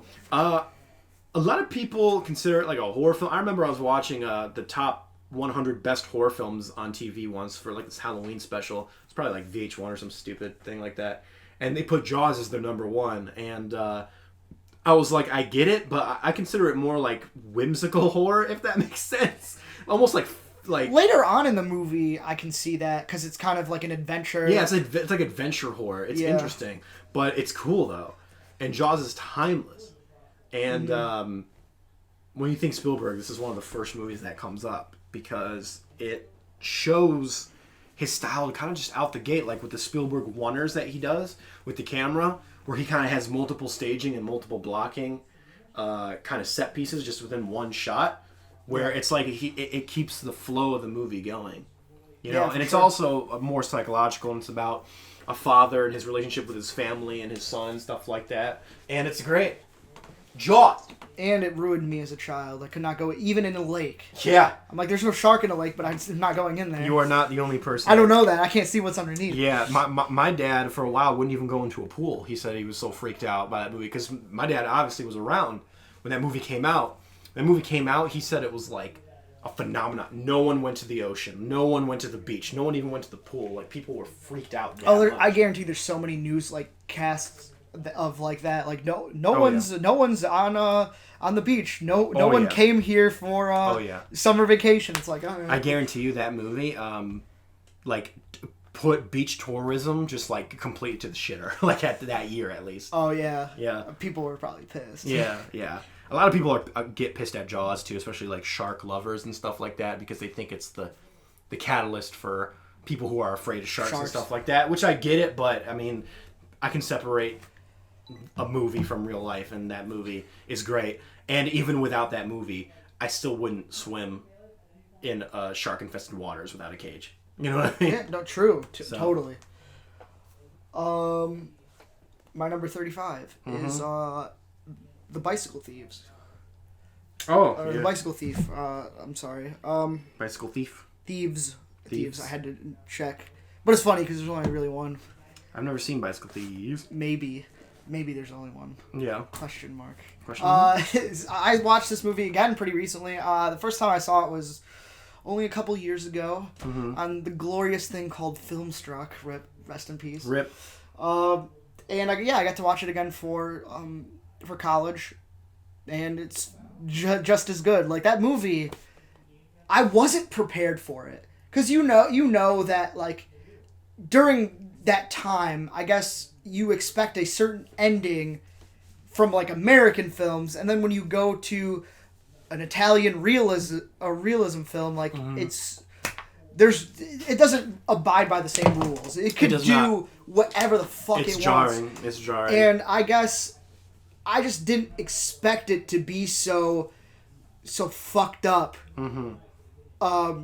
Given the fact that, like, the time period and stuff like that. But, like, most of the writing went towards or came from the war. Yeah. And stuff like that. And that's kind of how people lived and stuff. They had, if you didn't have a bicycle, you didn't have a job. And so what that bicycle represents is, like, I couldn't fathom it if I was in that, certain lifestyle. And it really gets you asking questions, like, yourself, would you do something crazy for your family's sake? Yeah. Over a bike, which it doesn't sound that bad, but, like, it's what that bike represents. Yeah. And, I don't think there's many movies out there that can ask moral questions of yourself like this movie. Interesting. All right. Yeah. All right. 1976. My next one. Taxi Driver. Ooh. Love this film. This is Martin Scorsese's first film, and it's kind of a different film. And it's weird. He almost started with, like, a departure, in a sense. Wait, his first film? Yeah, this is his first film. He did, Alice Doesn't Live There Anymore, and, his first film was, Who's That Knocking on My Door? What? Hold on. I'm gonna look this Totally. Martin. Because we watched his shorts, and then we watched that movie right after for, Mean Streets. I'm pretty sure Mean Streets was before. Hold on. You're good. You are right, and I fucking hate you. I'm sorry. I don't know why I thought Taxi Driver was his first film. Yeah, because Mean Streets came out in 1973. I didn't even know that. Well, I'm done. Bye. No, okay. Taxi Driver, 1976. I mean, what I love about this film? The grittiness. It's so gritty and so grimy, and it portrays New York City in a light that wasn't really portrayed at that time, which is like the dark side of New York City, the grimy side of New York City, which is a dark and grimy side to almost every city. Every city has its Chicago, Detroit, anything always has its beautiful side, and then it's like underground kind of grimy shit show, It's great from a distance, but when you're up close, you really see the corruption and the shit that really goes down in it.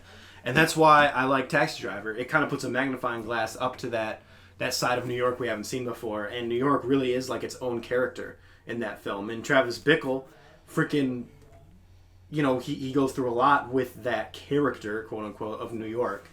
And it's about his struggle with that and the world around him. And it's so timely because I went through a period where I was questioning the world like that. Like, man, the world fucking sucks. It was a very pessimistic viewpoint of the world. And Travis Bickle kind of, I'm not going through that anymore, but, like, knock on wood, But Travis Bickle was kind of, he hit the nail on the head a lot of things. And it's kind of crazy to me when I watched that film for the first time. Travis Bickle, minus the whole murdering aspect. Yeah. Kind of had a lot of the same viewpoints as me on the world. And I'm like, man, this really is, like, this has been going on for a long time. Like, a much longer time than I thought, Mm-hmm. And Travis Bickle really is, like, he's an anti-hero in a lot of people's sense. And it's like, what he did, was it a good thing? Was it a bad thing? You don't really know. It leaves it up to interpretation. Did he do it to really save this girl, or did he do it for other reasons? You don't really know. And it's a scary thought. And I'm not saying I think like Travis Bickle, because I do not. I'm just saying, like, his whole, like, man, this world kind of sucks kind of, like, mentality. Like, I used to have that kind of same, similar mentality. But also, he's, you know, he used to fight in the war and stuff like that. Yeah, and he came back, like, It's a PTSD thing, too, yeah, but I'm saying, like, it's almost like he never left. Yeah, he's radicalized. He's radicalized, yeah, and it's pretty crazy. I love Scorsese, and this film is crazy. Mm-hmm. And Bernard Herrmann's score is freaking great. Oh, yeah, so good. Mm-hmm. Crack my back. Crack it. Number 34 is a new movie. Hit me with it. 2014. Hit me with it. Boyhood. Oh, really? Nice. Yeah, dude, Boyhood. That movie. There's almost no movie. There's only a few on here that, like, become relatable. We grew up during that time. Yeah. And, I'm you know, listening, by the way. Don't. We've seen a lot of the same, you know, references. Like, we were a part of that culture during that time. Yeah. And almost beat by beat, every time he would grow up a little bit more, I felt like, wow, that's me. Even, like, his high school attitude and personality, like, that's, like, kind of, like, how I thought and stuff like that. Not even that, but all of the stuff that happened to him, like, with his like, dad or whatever, or his, like, stepdad. Yeah. That shit was That's my true. life. That's true. That was my fucking life. I went through shit like that too. So this movie it felt like a love letter to me. Yeah. it's crazy to see. The one thing about Boyhood is, like, it's crazy to see how there's almost like a pattern of behavior in many people's lives. And the fact that so many people relate to Boyhood just shows that a lot of people go through the same thing. I went through that same shit too, man. Mm-hmm. Fucking sucks. Yeah, it sucked. And it's crazy though. Yeah. Such a good film. I did watch that movie several times since then. I got to watch it once with Jake and Mark, and they were both pretty good on it. Mm-hmm. I think there was some stuff where they're like, oh shit, I remember, like, stuff like that happened to me too, and I was like, yeah, dude, I feel ya. Yeah. And then they were whatever on it, and then Mark saw we were watching the honest trailer of it or whatever, because I thought the song parody was kind of funny in it, and he's like, man, dude, I forgot how much I like that movie. I think I love that movie. It's like, hell yeah. It's good, right? Yeah. So yeah, that movie is so fucking relatable. Yeah. I love it. All right. What number are we on? 34. 34. All right. My next one is Halloween. Is that why you did that? Yeah, that's why I did it. I was wondering. I was giving you a cue. I was acting like I was looking for it, and I'm like, is he gonna guess it? Okay. No, it's Halloween, dude. Yeah. John Carpenter's Halloween. A lot of people can point to Westworld or Black Christmas for inventing the slasher genre, but that's kind of a gray area because the first real slasher movie is definitely Halloween. And it's arguably the only good one. And it's fantastic. This movie was made for $300,000 by John Carpenter, who did the music himself, by the way. And him and Deborah Hill did an amazing job with the movie by taking such a small, small idea and making it like this huge phenomenon, which is what it became. Something so simple became so big. And it's really cool to see, like, the birth of Michael Myers. And it's still the best Halloween movie, obviously. Nothing has ever topped it. And what can I say about Halloween? I've said so much about it. Dude, Halloween used to scare the shit out of me. Yeah. Like, Michael Myers haunted my dreams. Yeah. I think if we were to make a top 5, like, things that used to, like, movies that used to scare me, that would be number 1. Yeah. Yeah. No, yeah, I see it, man. It's crazy because it's such a genius idea to be like, a lot of it was budget constraints, but it just turned, like, kind of like Jaws, it just turned out to be like a blessing in disguise. Like, what are we going to do about this mask? It's like, you know, they had a clown mask at one point, they had all these fancy masks. It's like, let's just go like a simple mask. A freaking Captain Kirk mask painted white. And just having that blank expression is just like terrifying because it shows like the nature of evil, and that's what the film is about. Is like evil doesn't really have a face. Mm-hmm. It's just like he's kind of the embodiment of evil, and it's a scary ass thing to think about. Not seeing the face is also pretty terrifying. Yes. But then when I saw it, mm-hmm. it like I don't know why I didn't notice it upon my first watch. Uh-huh. But when I saw it several years later, I was like, oh, he feels kind of moral now. Yeah. Yeah. Yeah, well, they show his face for like a split second in the movie, and it's interesting because it kind of shows like anyone can be behind that mask, and it's freaky. That's what was so cool about the ending is following that, like seeing him as a person, and then I'm sorry to spoil a movie that's been out for fucking ever. Just do it. I mean, there's sequels to it. He gets shot 6 times. Yeah. And then he's just gone. And it's like it doesn't even matter. Yeah. That he's human. Yeah, it's scary. Because a human can't do that. Michael Myers is one of the most terrifying horror icons of all time. I think he's more terrifying than like Freddy. Freddy just cracking jokes all the time. You know, he's more of like he's almost like a comedic character at this point. Yeah. Jason would be scary if the movies he was in were better. And freaking Michael Myers, dude, he's just the best. Mm-hmm. He's just the best. And this guy was ahead of his time, but there is a clip on YouTube. You know, I don't know if you've ever seen these clips on YouTube of people doing audience reactions. Like, a lot of it's kind of newer, like people like audience reactions to like Avengers or like Star Wars or something. Okay. And they'll play the audio of audiences reacting.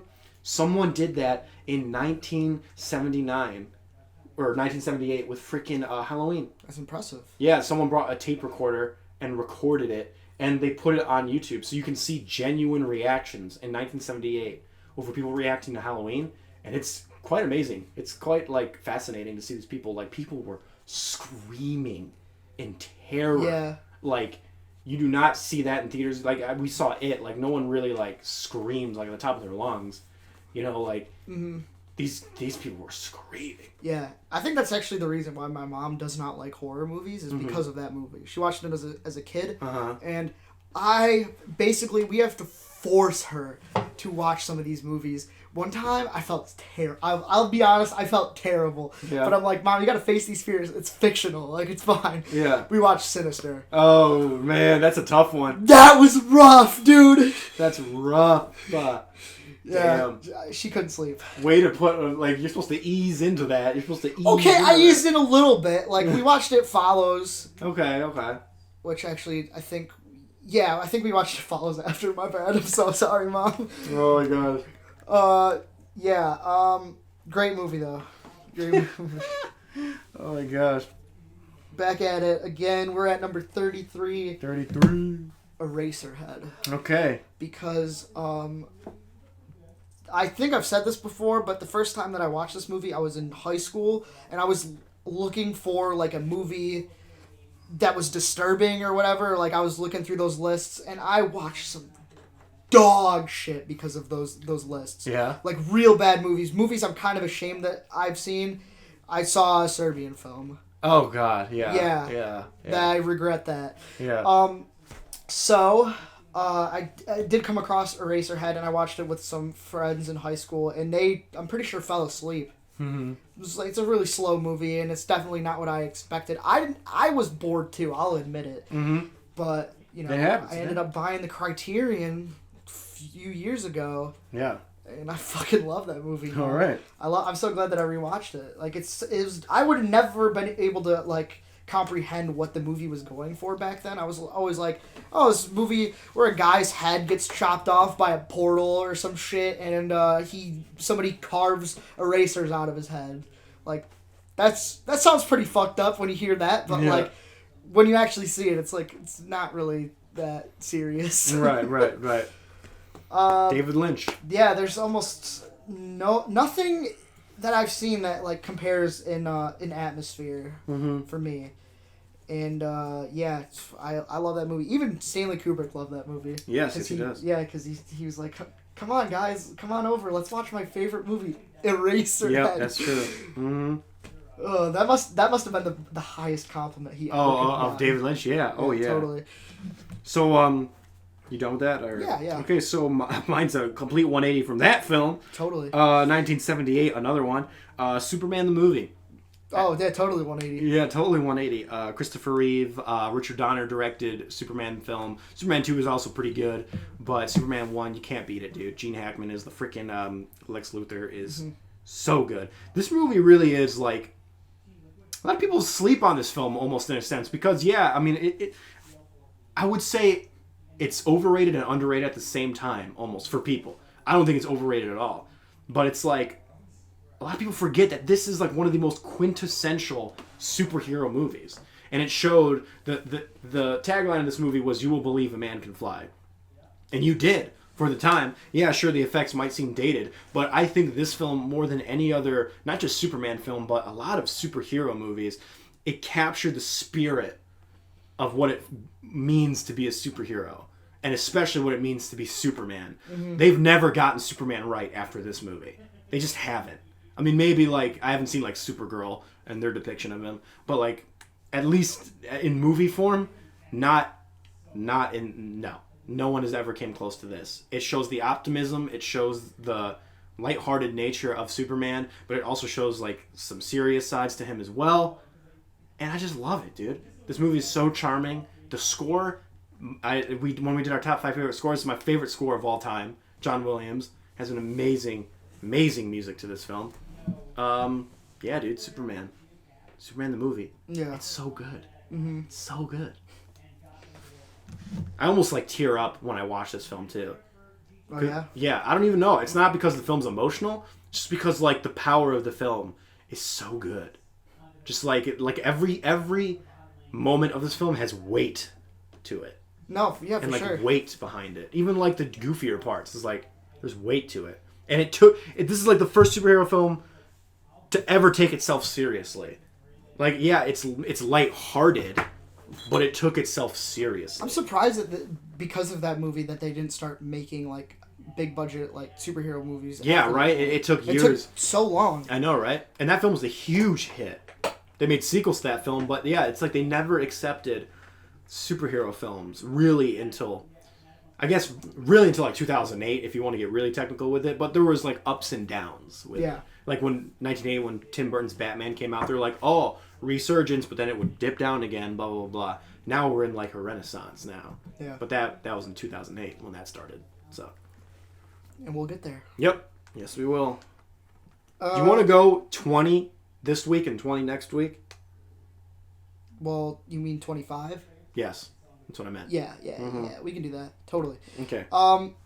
My number 32, I am ashamed to admit this. I watched this movie like a week before we started the podcast. Okay. And if you would have asked me on my top 5 movies that we're ashamed we haven't seen, this would have been number 1, Casablanca. Oh, wow, yeah. Yeah, didn't see it until like a year ago, but I felt like I've seen it only because of the magical thing called the Great Movie Ride, or the Disney. Yeah. They have like the entire final monologue in it. Plus they have the trailers at the beginning of it, while you're waiting in line, so you get to watch the trailers from Casablanca.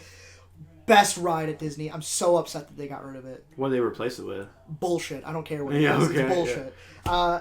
I don't even think they replaced it. I think they just got rid of it. Oh, okay.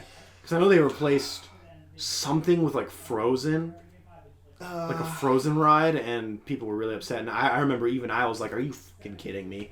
Yeah, but I don't even know what it was. It might have been that one. Yeah, I don't know. I haven't been there in a while, but that ride was great. So I felt like I had seen it, but it didn't really. You didn't really understand that monologue until you saw the whole movie. Yeah. You needed the context for it to just really be brilliant, and that is why. By the end of the movie, like, it got me really emotional, like, pretty much. And I watched it with Mark. And when we watched it together, we had watched so many movies. Yeah. That some of them will show up later on in the list. But he always seemed, like, apprehensive before we did it. Yeah. And then by the end of the movie, including this movie, he was like, I always give you a hard time when we start watching, like, a movie like this, because, like, I always feel like I'm not going to be invested in it, but by the time the movie ends, I love it. And I'm so glad that he said that, and it's true. Dude, I loved Casablanca. Yeah, dude, it's so good. So good. Okay. 32. Still in the 70s here. 79. What else could it be? Star Wars. Yeah. Of course you got it. I had to think for a minute. Yeah, Star Wars, dude. Specifically, episodes 4 through 6. I just put them all here. I know that's cheating. I don't care. That's fair. It's great. It's one giant movie to me. I love them all. New Hope, Empire Strikes Back, and Return of the Jedi are absolutely amazing. I'll put this in 1979 because that's when A New Hope came out, but it wasn't called A New Hope when it came out. It was just called Star Wars. That's what it should stay called, whatever. Dude. It's Star Wars. Yeah. That's it. Move on. I'm picking up my phone now. Yeah. No, that's it. What am I going to say? It's one of the best fantasy sci-fi movies of all time. Uh-huh. There it is. Revolutionary for its time? Yes. Oh, you're still going? I'm sorry. No. I thought you were being serious. No, I was being serious. It was revolutionary. 31. Chewbacca's like, no. Dude, hit that shit. Yeah. So, 31. Super not interested in this movie when I heard about it. I was like, there's no way I'm going to like this. Like, but I'm going to watch it because it's nominated for Best Picture. This was 2013, so this was my tier 4. Go for it. Her. I knew it. Her. Yeah, good job. I had no interest in this movie, and then it turned out to be my favorite movie of that year. 2013. And I didn't even give it the 10 at the time, but now I finally did after like 2 years ago. I watched it again, and God, that movie fucked me up again. And I was just sort of flabbergasted with how they portrayed that like utopian. I'm gonna call it utopian because that's, even though it looks dystopian. It doesn't look dystopian. It's kind of normal looking. I mean, it's kind of normal looking, but like it's because there's such a disconnect with humanity that it's kind of like it's kind of a negative. It's almost like a real not apocalyptic, but it's just a real looking glass into our future. Yes, it's totally realistic. I can totally see it. But I mean, I guess the movie kind of lets you decide if it's like therapeutic or not. I kind of see it as that way, as finding somebody, regardless if they're human or not. I mean, that puts a positive spin on your life, and then therefore that optimism kind of seeps into your everyday life and kind of like melts away the social anxieties and stuff like that. And so that's another thing. Like this movie's kind of relatable to me because I was a fucking wreck in high school in particular. I did not have like any friends at all. I could not talk to people. I'm a totally different person than when I was back then. Okay. And so this is like, if I was like that for the rest of my life until my 40s, that's Joaquin Phoenix. That's Joaquin Phoenix, yeah. Yeah, and I feel bad for him. Yeah. So yeah, that's my number 31. My number 31 is 1980. Okay. The Shining. Okay. Stanley Kubrick. Okay. One of the best horror films ever. One of the most psychological horror films ever. The imagery of this film became instantly iconic with its Steadicam operating, through the Overlook Hotel. It almost becomes a disorienting maze where the viewer just becomes as disoriented as the characters within the film. One great thing about this movie is the score, but also the slow burn nature of it, which some people might not like. Some people might be like, oh, it's too slow burn for me. But slow burn horror films are great because you really get to dive deep into the psyche of someone like Jack Nicholson and what makes him tick. And not only his psychology and the way his family life kind of drives him to do what he does, but also these outside forces that are kind of manifested within the hotel itself.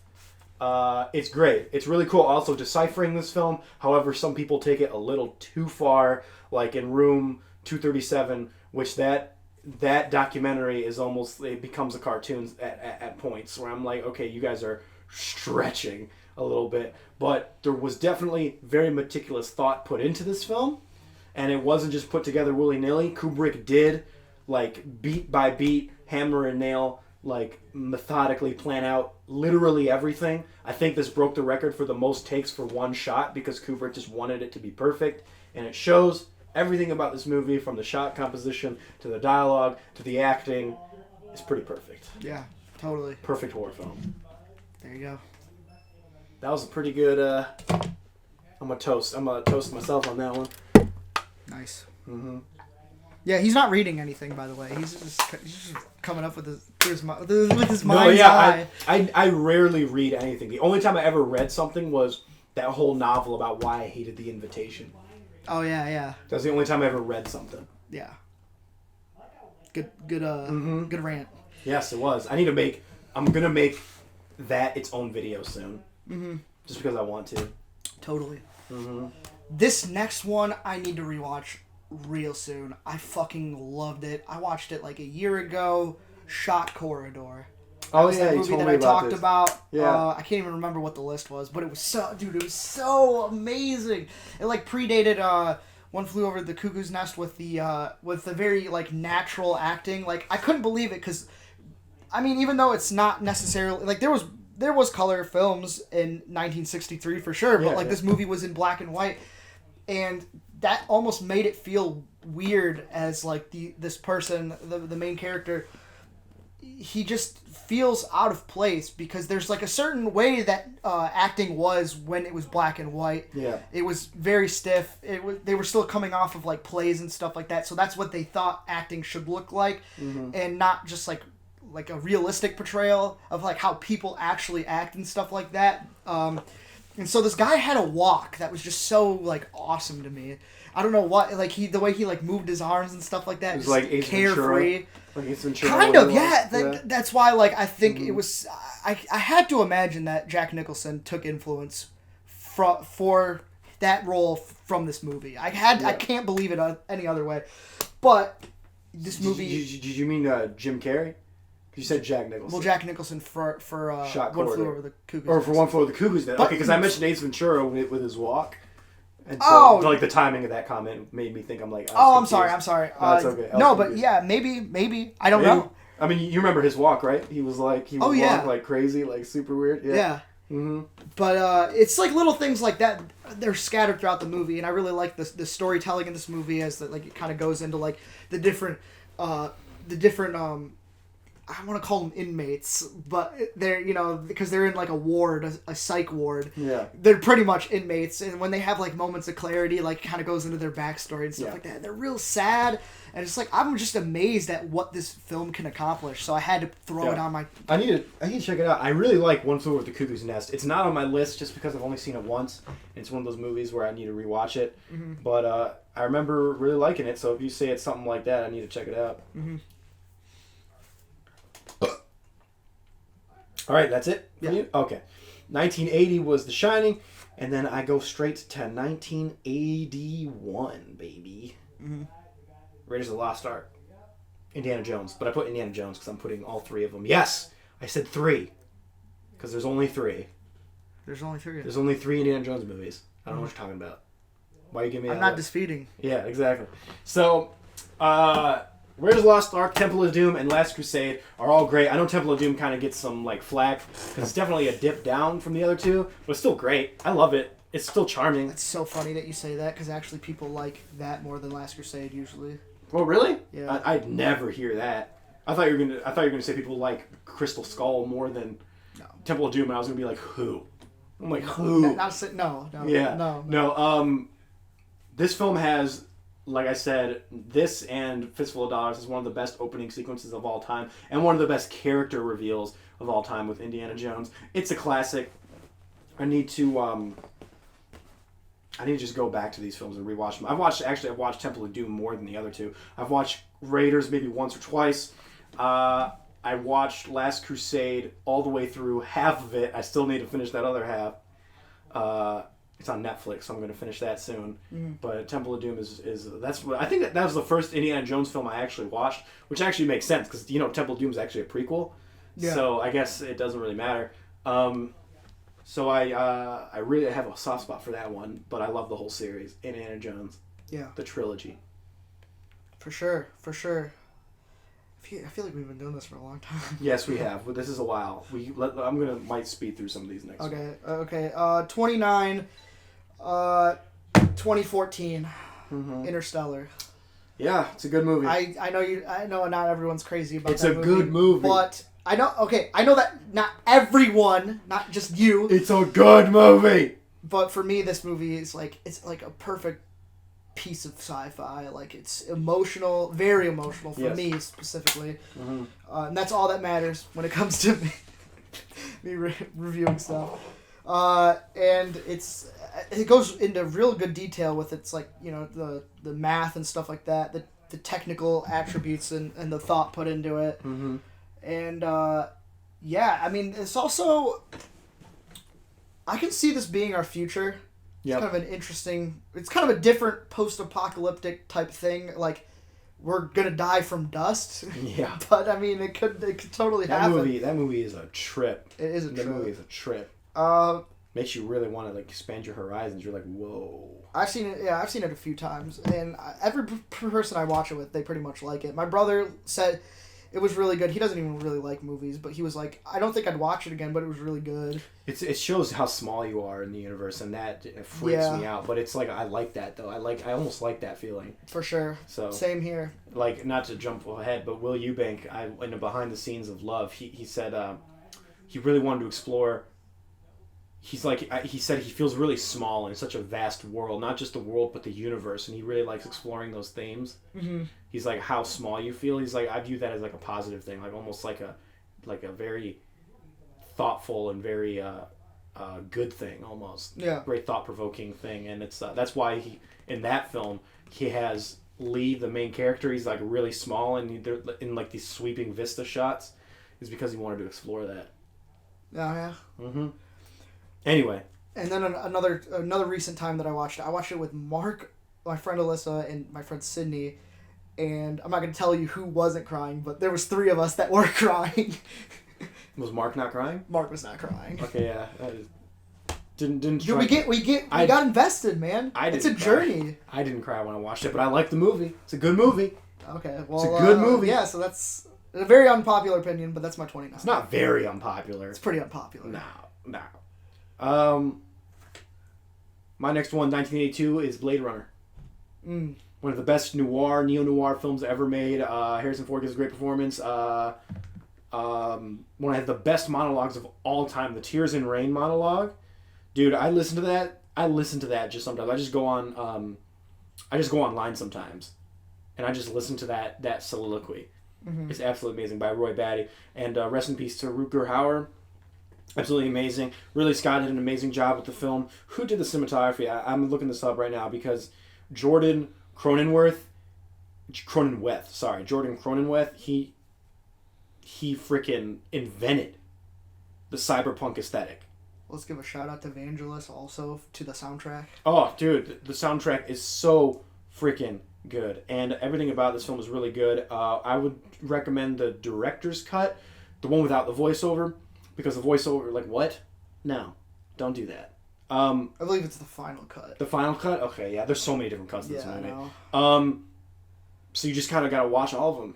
And no, you don't. Just watch the one. Yeah, actually, don't watch. I would recommend. Don't watch the theatrical. That's it? What? That's it? That's it, yeah, it's Blade Runner. Mm-hmm, for sure. 28. New movie, Call Me By Your Name. Okay, yeah. That movie, I've seen it twice now. I love that movie. Mm-hmm. I love it so much because, you know, whatever your orientation is, that's so universal. Yeah. Like, the way that it's portrayed. It's especially behind closed doors. You could be as smart as you are. You could be the smartest man in the world. But if you don't understand, like, feelings and stuff like that, it's going to be a mystery to you, and you're not going to know how to, like, channel that. Small trailer trash moment here. Did you see the trailer for The King, I think it's called, with not Timothy Olyphant, freaking, what's his name? Timothy Chalamet. Yeah, I didn't see it, no. It's a Netflix movie, which you might be like, oh, but it actually kind of looks real good. I was like, dang. And dude, Timothy Chalamet, I told you, I'm calling him, I said he's like the next Marlon Brando, which is the biggest compliment. Like, I could just see Marlon Brando in him. That dude's amazing. Yeah, I'd watch pretty much anything he's in. Mm-hmm. And this movie goes to show it, man. I love him in this movie. And this one more thing about this movie. Mm-hmm. It doesn't do... One thing I noticed about it on the second watch is it doesn't really try to add, like, make you feel any... It doesn't try to manipulate you with like, its feelings and stuff like that. It doesn't really have a lot of score to it. It's just kind of, like, living in the moment, just so natural. And it's just like you can take it or leave it. If this doesn't make you feel any sort of way, like that's fine. But it doesn't try to trick you into feeling any sort of way by like having a big symphonic moment when something magical happens. Like everything is just like ordinary, and that's another reason why I think I like it so much. Mm-hmm. But nice. It's good. Nice. 1985. I'm just gonna put this another kind of cheating. I'm putting a trilogy here. Back to the Future. Love that trilogy. Robert Zemeckis is one of the most underrated directors of all time. That dude does not get enough credit. The dude has made some of the best films ever. Who Framed Roger Rabbit? Freaking Back to the Future, Castaway, Forrest Gump. He basically invented motion capture movies. Like the guy's, it's like, what does this guy have to do to make you realize that he's one of the best directors of all time? It's like people are like, oh yeah, Steven Spielberg, like Back to the Future. I'm like, no. Yes, he's a producer on it, and yes, his name is Steven Spielberg Presents. But Robert Zemeckis made this film, dude. Mm-hmm. I feel so bad for him sometimes. It's like people don't put him in where he belongs, which is with the greats. Yeah. Which is where he truly belongs. Uh-huh. I don't know why I'm smiling. That's my... Smiling for people that can't see it. Mm-hmm. Back to the Future's amazing. Second one's good. I'm in one of the... Sorry to interrupt. I'm in the minority that thinks the second one's actually the worst. To be honest with you. Actually, that's not even a minority. That's like... That was a majority opinion until recently. Like, I would say, like, the last 10 years, when people have really looked upon the second one with much more fondly. A lot of people now think the third one's the worst. And I'm not just saying this because I'm a Western guy, but I just think the story is, like, more... It's just better. I like the third one more. I like them all. Yeah, I love them all, too. Yeah. I love them all, too. I love the second one. But I'm saying I think that's my least favorite out of the three. I think I like the second one better, but, like, not by a lot. This is a toss-up, man. Get Out. No, I'm joking. I'm just joking. You Get Out. So we have two more. Yes. Number 27 is The Man Who Shot Liberty Valance. It's a good one. 2014, baby. I saw it in 2014. What a good year. That was my tier 5, man. 2014, the year movies were coming out was just amazing, too. But for that movie, that was like... Okay, Brian showed me a movie that we'll get to at some point.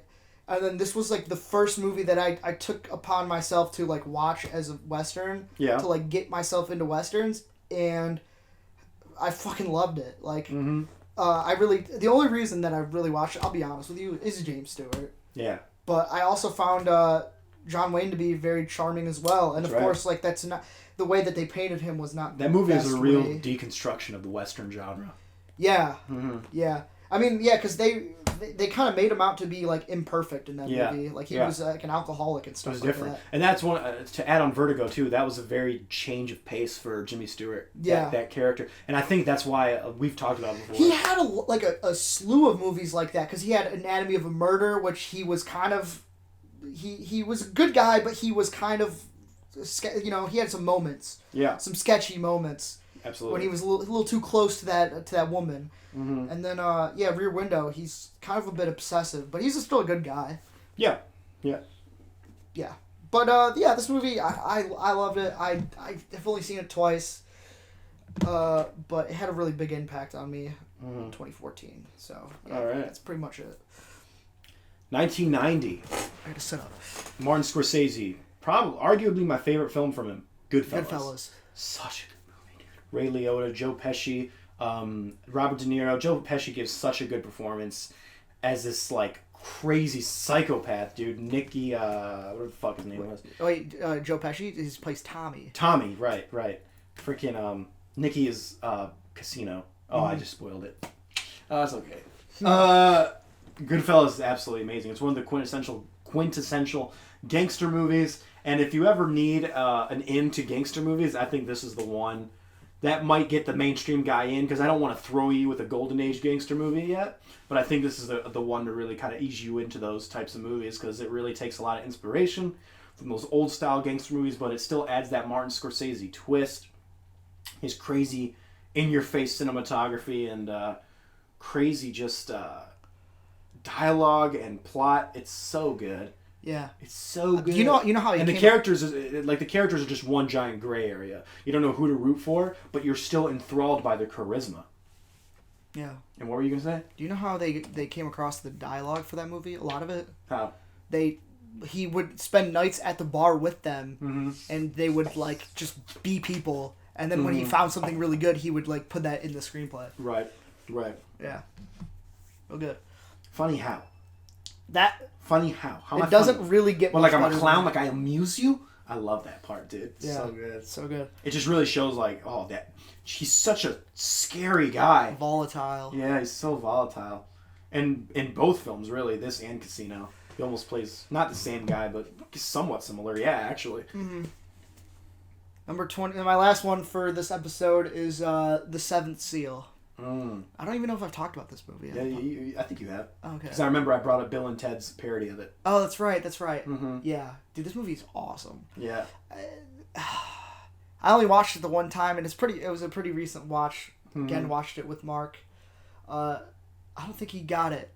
I Really? don't think he got it, but I need to watch it. I'll be honest. I don't think I got it all in one watch, but I definitely understand. I really just like the idea of the film.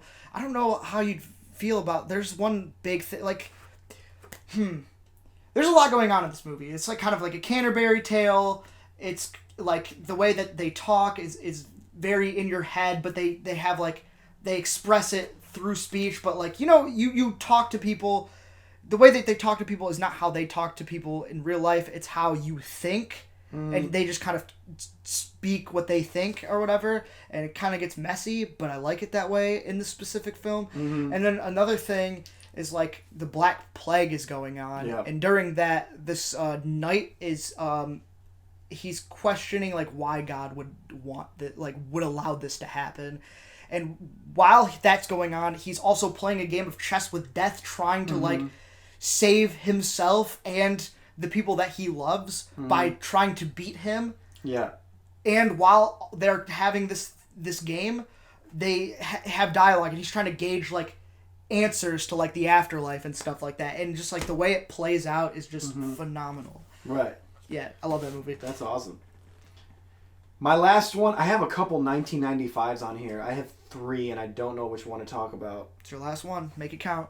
I guess I mentioned Casino, so I'll just end it with Casino. Another Martin Scorsese gangster film with Robert De Niro, Joe Pesci, Sharon Stone, who gives like an Oscar-worthy performance. This is different than Goodfellas in a lot of senses. First of all, they're both similar in a lot of ways too. I can see how a lot of people confuse these two, but I really like the showcase of Vegas in this movie. Mm-hmm. Again, it shows the light and the dark side of Vegas, and the dialogue is typical Scorsese, and this movie might get overlooked by a lot of Scorsese enthusiasts because a lot of people put Goodfellas over it because they came out pretty similar, like close, like 5 years apart from each other, and there's a lot of similarities. Like Joe Pesci, who plays Nicky, whatever his last name is, he's basically almost the same character. He's a very like crazy dude who's like can snap at any moment, and he's gonna like kill everybody in the room. But it's great. Yeah, I actually haven't seen it. Yeah, dude. Oh, you haven't seen Casino? I own it too. We gotta watch Casino, dude. We gotta watch Casino. It's so good. Okay. Mm-hmm. I actually saw Casino first over Goodfellas. Really? Yeah, I saw it in Greece the first time. So good. Awesome. Yeah.